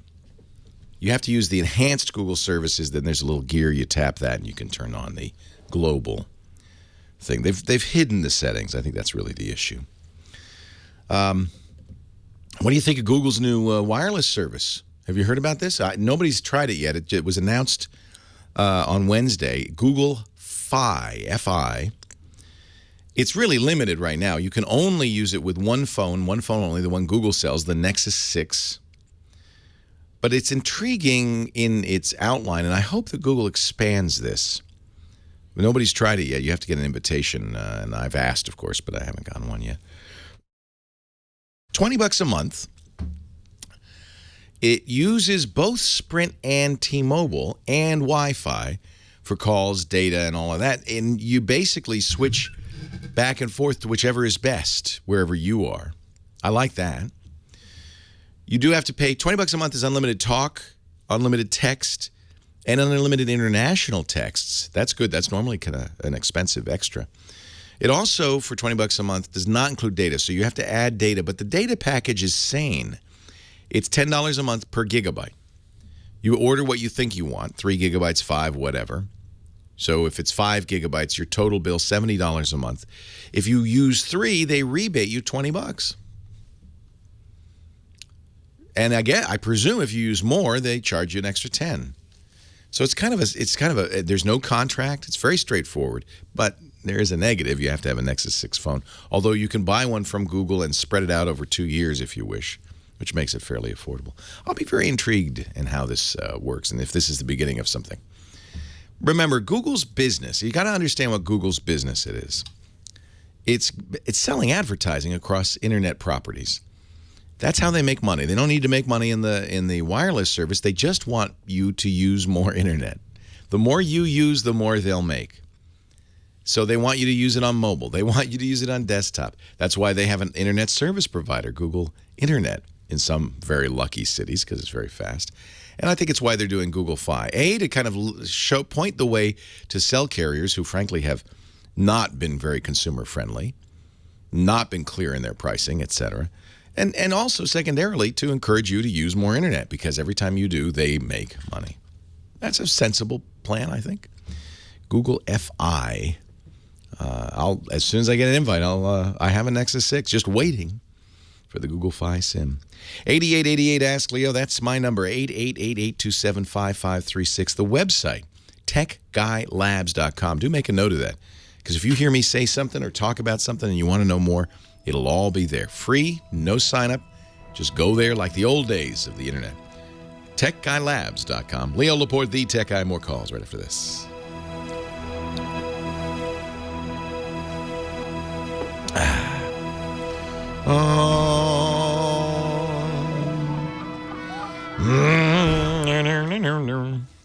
The Giz Fizz will be, I think, going after. It's up to Dick, but I've certainly said if you wish, and I think he wants to do this, we'll keep it engineer and, after the screensavers, it'll probably be 5 p.m. Is he going to do it today? That's a plan unless there's some kind of unless it takes longer than 2 hours. Yeah. So 5 p.m. Pacific, 8 p.m. Eastern-ish. Right at midnight UTC for the Giz Fizz today. And from now on. And Dick will absolutely be part of the screensavers as he was on the original screensavers. Every month or so, we'll have him come in. He's going to continue to do the GizWiz, by the way. Not on our network, but he's going to do it with Chad, which is great. Chad moved to L.A., so... Oh. Yeah. So, and we thought about, and we decided, why not give Dick the name and the feeds and all of that, and he and Chad could do it. So if you go to Patreon, you can support it. I'm hoping they're going to, I think Dick will make more money, frankly. I'm hoping that's the case. Chad is. We kind of did the same thing with OMG Craft. So if you continue to, look at that, 313 an episode. They got 142 Patreon. So what the idea is, you can give $1 an episode or whatever you think it's worth. And then Chad's going to produce it with Dick, and they're going to put it out every week, just as always. And that address is patreon.com/GizWiz. I agree. I hadn't seen Chad in so long until last weekend. Well, he decided that going to L.A. is the best thing for his YouTube career. He needs to be down there, right? He's doing, he's making more money than he ever made with us. It's divided between Patreon, which he uses, YouTube ads, and Twitch. Apparently, Twitch is very lucrative for him. So he's doing great. I'm proud of him. Oh, good. Yeah. Yeah, we kind of had to push him out of the nest. Like a little baby bird. But he's very grateful. And I'm really proud of him. He's doing great. So he moved to L.A. because that's where all the work is. So I think if I were his age, I'd be living in a big city. You don't want to live in Petaluma. Yeah, that's true. For old folks. He'll meet a lot of exciting people. I mean, oh yeah, the great thing about it all the YouTube studio is down there. All this, it's much better for him. Yeah. I mean, you can obviously people do this stuff from all over the world, but industry contacts, etc. Better hairdressers. Mm-hmm. Much better hairdressers, and he needs that. That right here. Not a lot of upkeep on that. Leo Laporte, the Tech Guy, 8888. Ask Leo. You notice I got a haircut? First time I've needed a haircut in 4 months. I shaved my head on New Year's Day. I did not. We raised money for UNICEF, and I did not like not having any hair, so I grew it as fast as I could. My little head could. In fact, it got to the point where I actually had to go get a haircut. I'm happy about that. It looks fuller than ever. I told my hairdresser, I said, all fresh hair. I grew fresh hair for you. But of course, it's fresh anyway, isn't it? Hair grows fast. I didn't realize. Let's go back to the phones. Heather Hammond, the phone ranger, is always doing a great job lining up calls. You think Tom? Mm-hmm, we've talked to Tom before, I think. Yeah. Tom and Warren, Ohio. Hi, Tom. Hey, Leo. How you doing this sunny afternoon? I don't know if it's sunny where you are, but it's nice and sunny here in Warren, Ohio. Good news. Yeah, we were hoping for some Yeah. rain, but it is butter and eggs day, so we don't want it to rain on Oh, our yeah. parade. Is that parade going on, too? Oh, yeah. Oh, yeah. It's a small town, so it's kind of small town parades are fun because you know everybody in the parade. In fact, you're probably in it. And then the expectation is if you're in the parade, you sit down and watch the other people go by. So it's cooperative. It's kind of a parade cooperative. Hey, I got good news today, too. I got a text message said I ordered my Apple Watch, and it's coming on April 27th. Hey! It said it was going to come in June originally. Oh, that's so great. Oh, there's hope for the rest of us then. I was surprised. today. I was texting everybody, saying, "Hey, look, I'm getting my watch." Oh, okay. So it's kind of anyway. It's kind of fun if you have another person with a watch, and I don't know who it is, but somebody in the 760 area code has apparently figured out what my number is. Maybe it's somebody I know. I don't know, but anyway, I'm getting little heartbeats. I'm getting heartbeats. I'm getting tapping. I'm getting little pictures. That's awesome. Mm-hmm. So what can I do Anyway. for you? Yes, sir. On the Apple TV, you're familiar with that, I am indeed. right? On my brother's, I just was over his house, Mm-hmm. and there's a message from YouTube about device incompatibility. Aye. Do you know anything about that? Yeah, the YouTube On the app. Apple TV? Yeah, the YouTube app changed. Has he updated his app? Which app? First of all, which one does he have? Does he have the black one? Yeah, we got the little hockey puck one. He has. So And I that's have the up to. original hockey puck one. So it's the oldest version of that. I've had all the versions of Apple TV. I had the old one. They had the hard drive, which I don't use anymore. So there's a new YouTube app, right? But I'm wondering maybe it doesn't work with the old Apple TVs. Well, see, mine is the original hockey puck one. The one that's hackable or whatever you want. It's not a hockey puck. It looks more like a Mac Mini, right? It's bigger. No, that was the original one. I have the hockey puck one, but it was the first version of the hockey puck one. Yeah. That's jailbreakable. Right. Did you jailbreak it? No, I haven't. But if they get a new one, I'll probably sell this one, and then somebody will probably snatch it up because it's jailbreakable. My suspicion is the update to the YouTube app broke. By the way, that update came a few months ago. Mm-hmm. But my suspicion is it just isn't compatible with the older Apple TVs. Yeah, it's saying that it says with this app or this device, will not be compatible. But I don't know. You know when that is? I didn't read the thing, and it's got it, in 100 different languages. Well, the update came out at the end of last year, so. Really? Yeah. So apparently you haven't. So did you update it or not? Yeah, I update the software on the Apple TV all the time. I don't know if you think that'll correct it and keep YouTube. No, it won't. TV? Yeah, that's not It one. won't. They've updated the YouTube app, and it's not compatible with older Apple TVs. You're just out of luck. Now, a jailbreak will probably fix it because that's going to put more software on it that lets it do other things, right? But Okay, now will you still be able to get YouTube on an iPad or an iPhone? Yeah. It doesn't affect that. Okay, well that's what they have an iPad, so I was just going to tell them that before I left.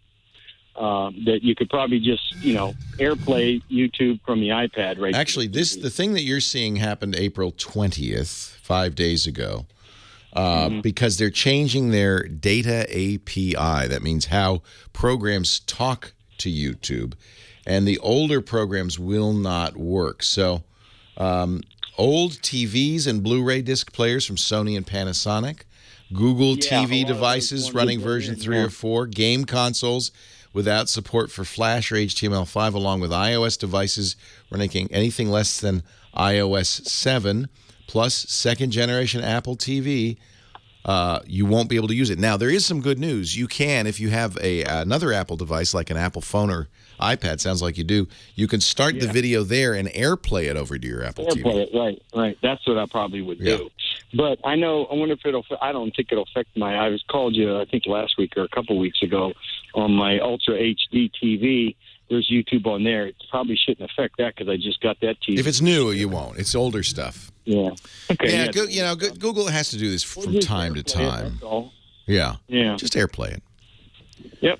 It's kind of part of the way of being the way it is with computers, right? Stuff gets updated and breaks the older stuff. I wish we didn't have to do that, but on the other hand, if you don't do that, then you're kind of dragging along out of date stuff. You don't want to do that either. Jane is in Reading, Pennsylvania. Hi, Jane. Leo Laporte, the tech guy. Hello, Leo. How are you? I'm well. How are you? I'm doing good. Thank you. Good. I do have an issue or two, and I actually thought of a question I had with my iPhone, too, but I'll start with my laptop computer. Okay. Is there a way to check batteries to see how they work and whether they're causing issues with laptops? Because what I'm having is that occasionally I'll be doing something and the whole screen just freezes. Probably not your battery if it works normally. One way to test it is if you can, some older laptops, you can remove the battery. Can you do that on yours? I'm not sure. Yeah, well, check and see if you can plug in the laptop but remove the battery and use the laptop completely without the battery. And sometimes older laptops you can do that, and if you can, then maybe it is the battery, but most of the time that's not. If the battery either works or doesn't work, and if it doesn't work, then you will have to plug it in all the time. Yeah. So I think it's something else. It could be the power supply. It could be the screen. How do you get it working again? Well, I just have to, I'll unplug and replug, and then it goes through a whole thing where it's got to almost shut down. Reboot, shut down. Reboot, yeah. And go through this, hit normal. Yeah. Does the screen just go dark, or does the mouse freeze? It's like almost everything freezes. Everything's locked up. You see the screen, but it's locked up. Correct. Yeah, that's not and as almost. soon as you unplug it and plug it back in, then it goes through the boot. Right, you're forcing Windows to reboot. It's Correct. probably a software issue. It may be something easily fixed just by reinstalling Windows on the thing. Oh. How old is it? Oh, it's an older computer. Yeah. Although I just had sort of a recheck on it, and although they didn't check it with my power supply cord. Yeah, I don't think it's the power. It seems like it would be, but it's not. It could be a failing hard drive. That's the most common cause of computer errors. And if a hard drive just was kind of flaky in one area, you might get exactly that. But try reinstalling Windows first. If not, get a new drive. Leo Laporte, the tech guy.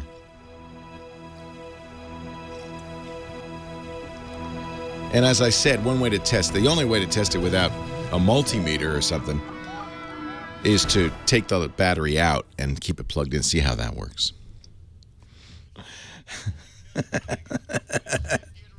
Leo Laporte, this is a great song. The Tech Guy. The Man in Black. 8888 Ask Leo, that's the phone number. Jane is it? Oh, we just talked to Jane. Never mind. Let's go to Zach in Encinitas, California. Hi, Zach. Leo Laporte. Hi, what's up, Leo? How you doing? I'm doing great. How are you? Pretty good. I just had one question, and then I heard a little maybe off-air talk, and now I have two questions, I guess. Okay. What's going on with NBC in the season? Oh, we don't want to talk about that. You don't want to talk about that? Okay. Not in public, not until we have a little conversation. All right. With them, and off the record. We don't want to poke the lion. I understand. But what's that? What is your other question? Well, first, just wanted to say I love the show. My mom got me into it. I'm 25. She probably got me into it when I was 18. Thank you. I listen to you all the time. I know people of my generation are listening to you too. So. Thank you. Yeah, no worries. I just had a question. I got an email from Chase Bank. Yeah. Maybe a month and a half ago, saying that they're going to stop allowing access to Chase mobile app on Windows phones. I have a Windows Lumia. Yeah. I was just wondering. I don't know what could have prompted that. Maybe like a security breach or something. No. Maybe they're just not called 3%. I'll tell you what prompted it. 3% market share. Okay. So Windows Phone, which is, by the way, I want to say this right up front, a great operating system. Microsoft reimagined the smartphone. They didn't copy Apple. They didn't copy Android. They went their own way, and I think they've made a lovely little operating system. But the problem is they came late to the party. And if you're going to do a Windows Phone app, you got to do it separately from your iOS and your Android app. And app developers don't have unlimited resources. Even if you're Chase Bank, by the way, it's not just Chase. I think a couple other banks, I think B of A is one of them, are also doing the same thing. So you have to just allocate your money, your resources intelligently. And I think what they've come to the conclusion that they cannot continue to develop for a platform that isn't very big. Now, the reason a banking app is very important is because you can't just let it.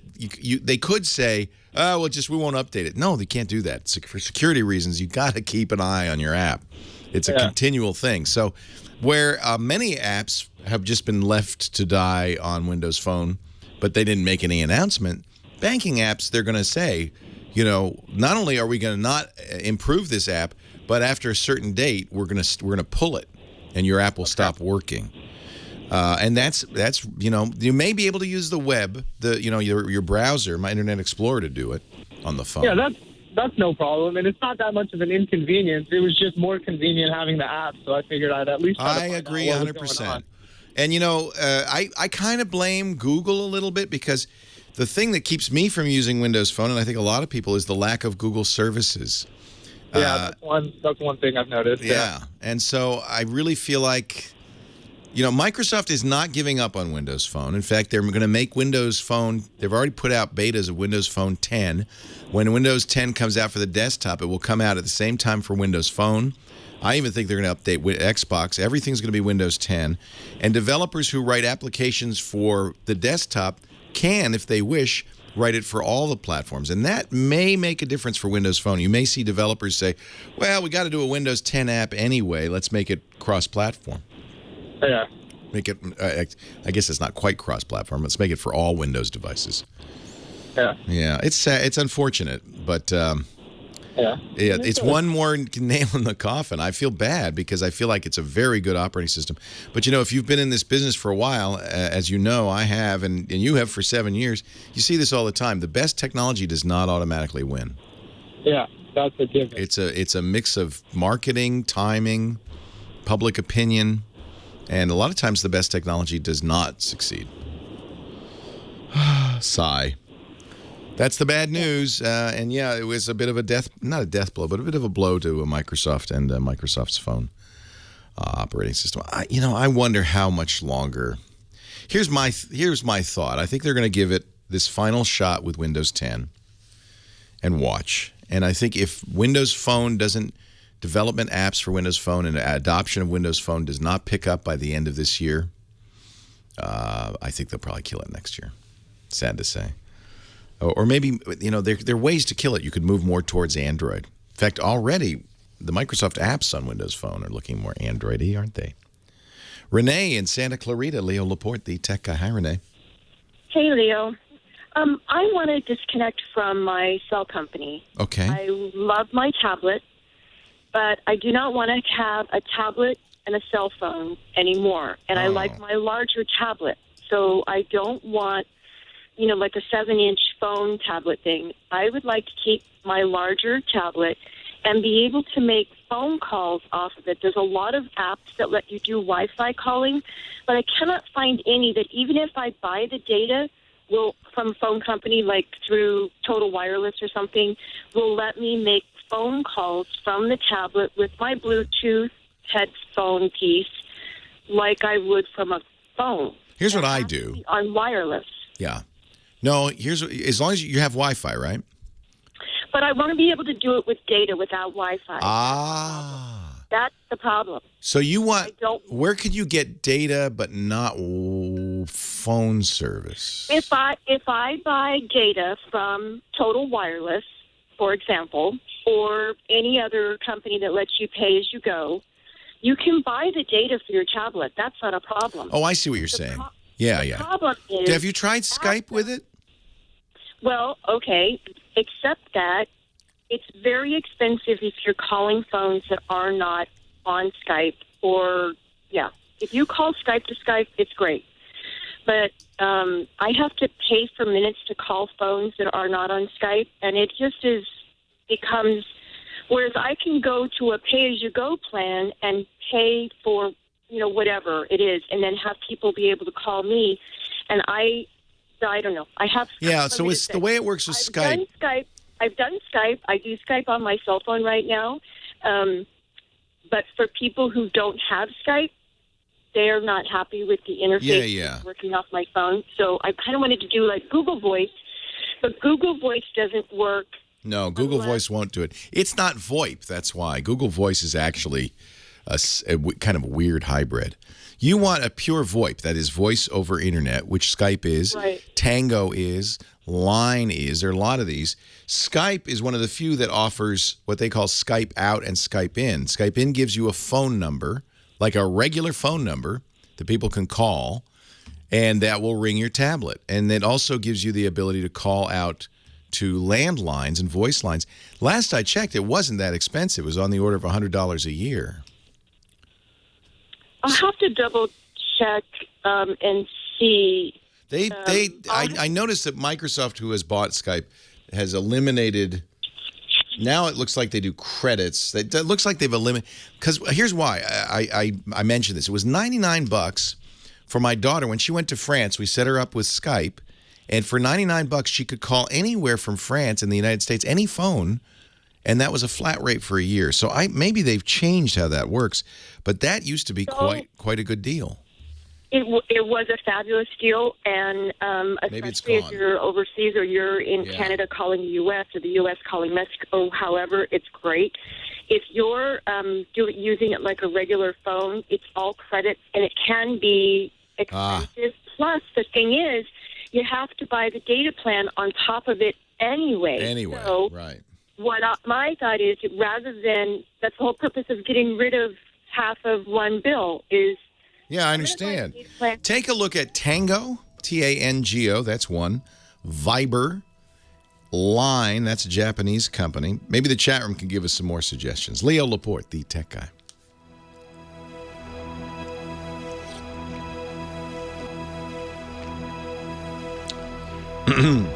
Yes, it looks like Skype's dropped that flat rate, which is too bad. You have to buy credits now.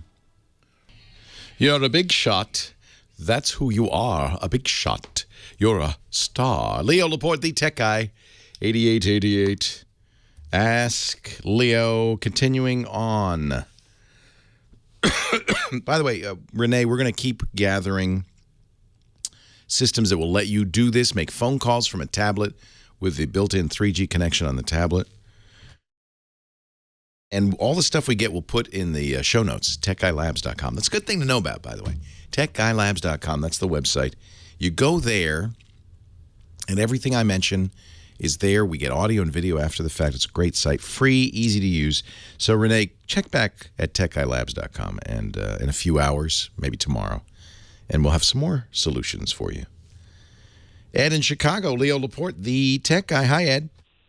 Hi, how you doing, Leo? I'm well. How are you? I'm doing okay. Just want to make this real quick because I know we're probably running out of time. I'm glad that the screensavers hopefully will be on the air. We're excited about that. This is the show I did for Tech TV from 98 through 2004. And after building up this network here, this little podcast thing we do at twit.tv, I thought, well, we got the staff, we got the studio, we got the audience. Why not bring it back? Believe me, I'm so amped up. I mean, it's like Christmas Day to me, okay? Well, I'm excited. We launch right after the radio show next Saturday. All right. All right. And this question's for Heather. Is she either a White Sox or Cubs fan? Are you a White Sox or she is from Chicago? White Sox or Cubs? Both? She can't say both.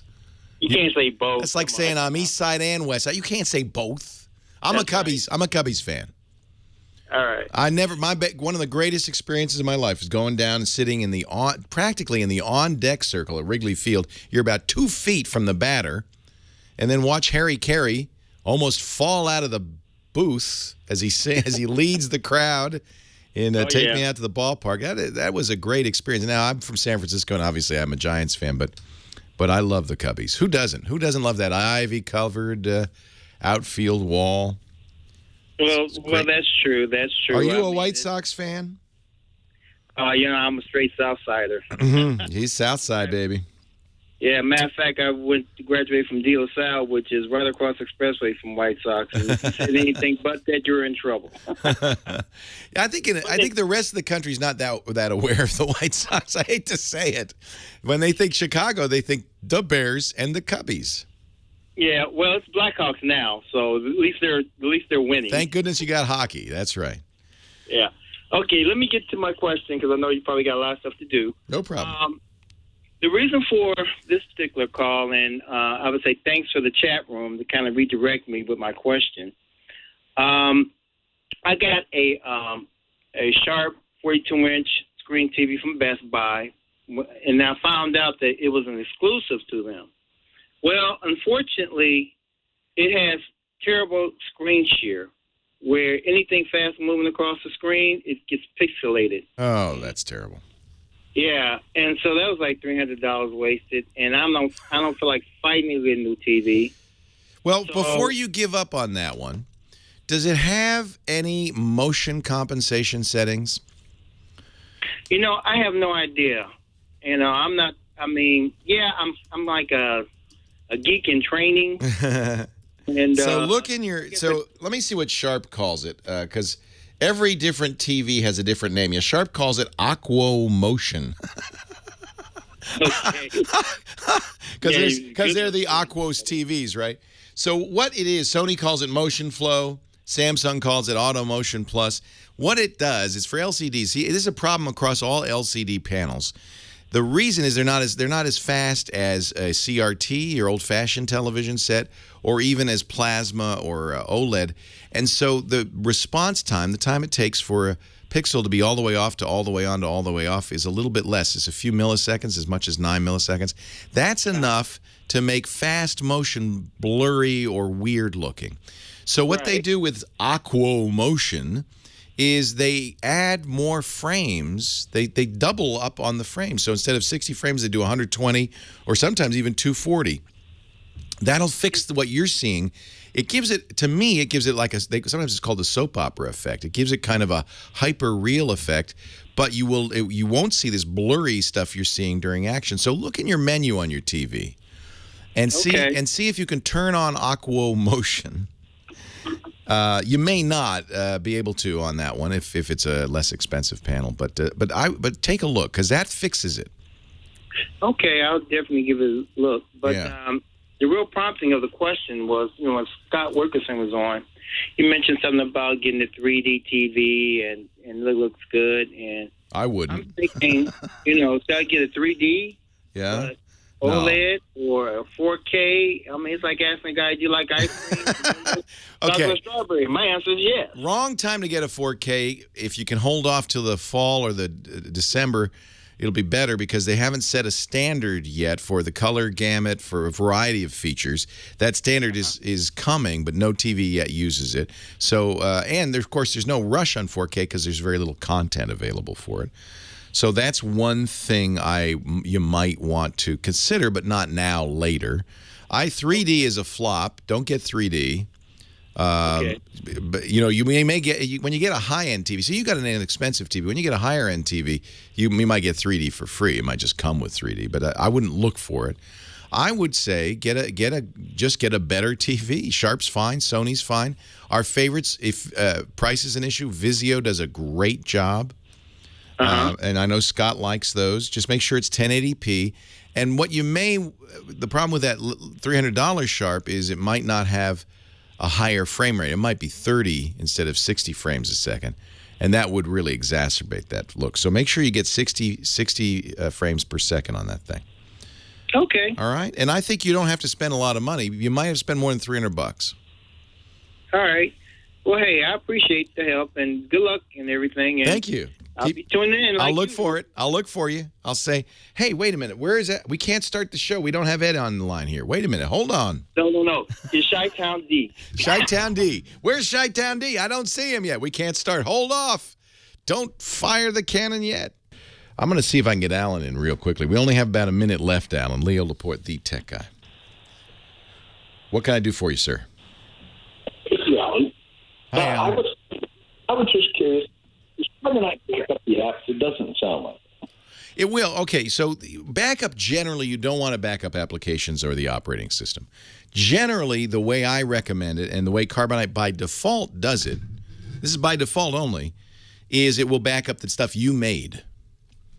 stuff that your documents and so forth. But you can set it and any backup program to back up more than that, backup apps. Problem with backing up applications on Windows especially is it's not just that file, that exe file. There's stuff in the registry. There's DLLs that might be in other directories. When a program installs on Windows, and increasingly this is true of the Macintosh as well, it spews stuff all over the place. So you can't really back up just that program. Here's what I would do. Use Carbonite for your data, and then do an image backup of the entire drive from time to time. Use a Cronus True Image or something like that, drive snapshot.da. That'll get Windows, that'll get your apps, that'll get your data. That is kind of like a reconstituted version of your hard drive. I think you should do both, to be honest. Leo Laporte, the Tech Guy. We'll see you next time. Have a great Geek Week. Well, that's it for the Tech Guy Show for today. I'm Leo Laporte. Thank you so much for joining us. Don't forget, the Tech Guy is just the tip of the iceberg.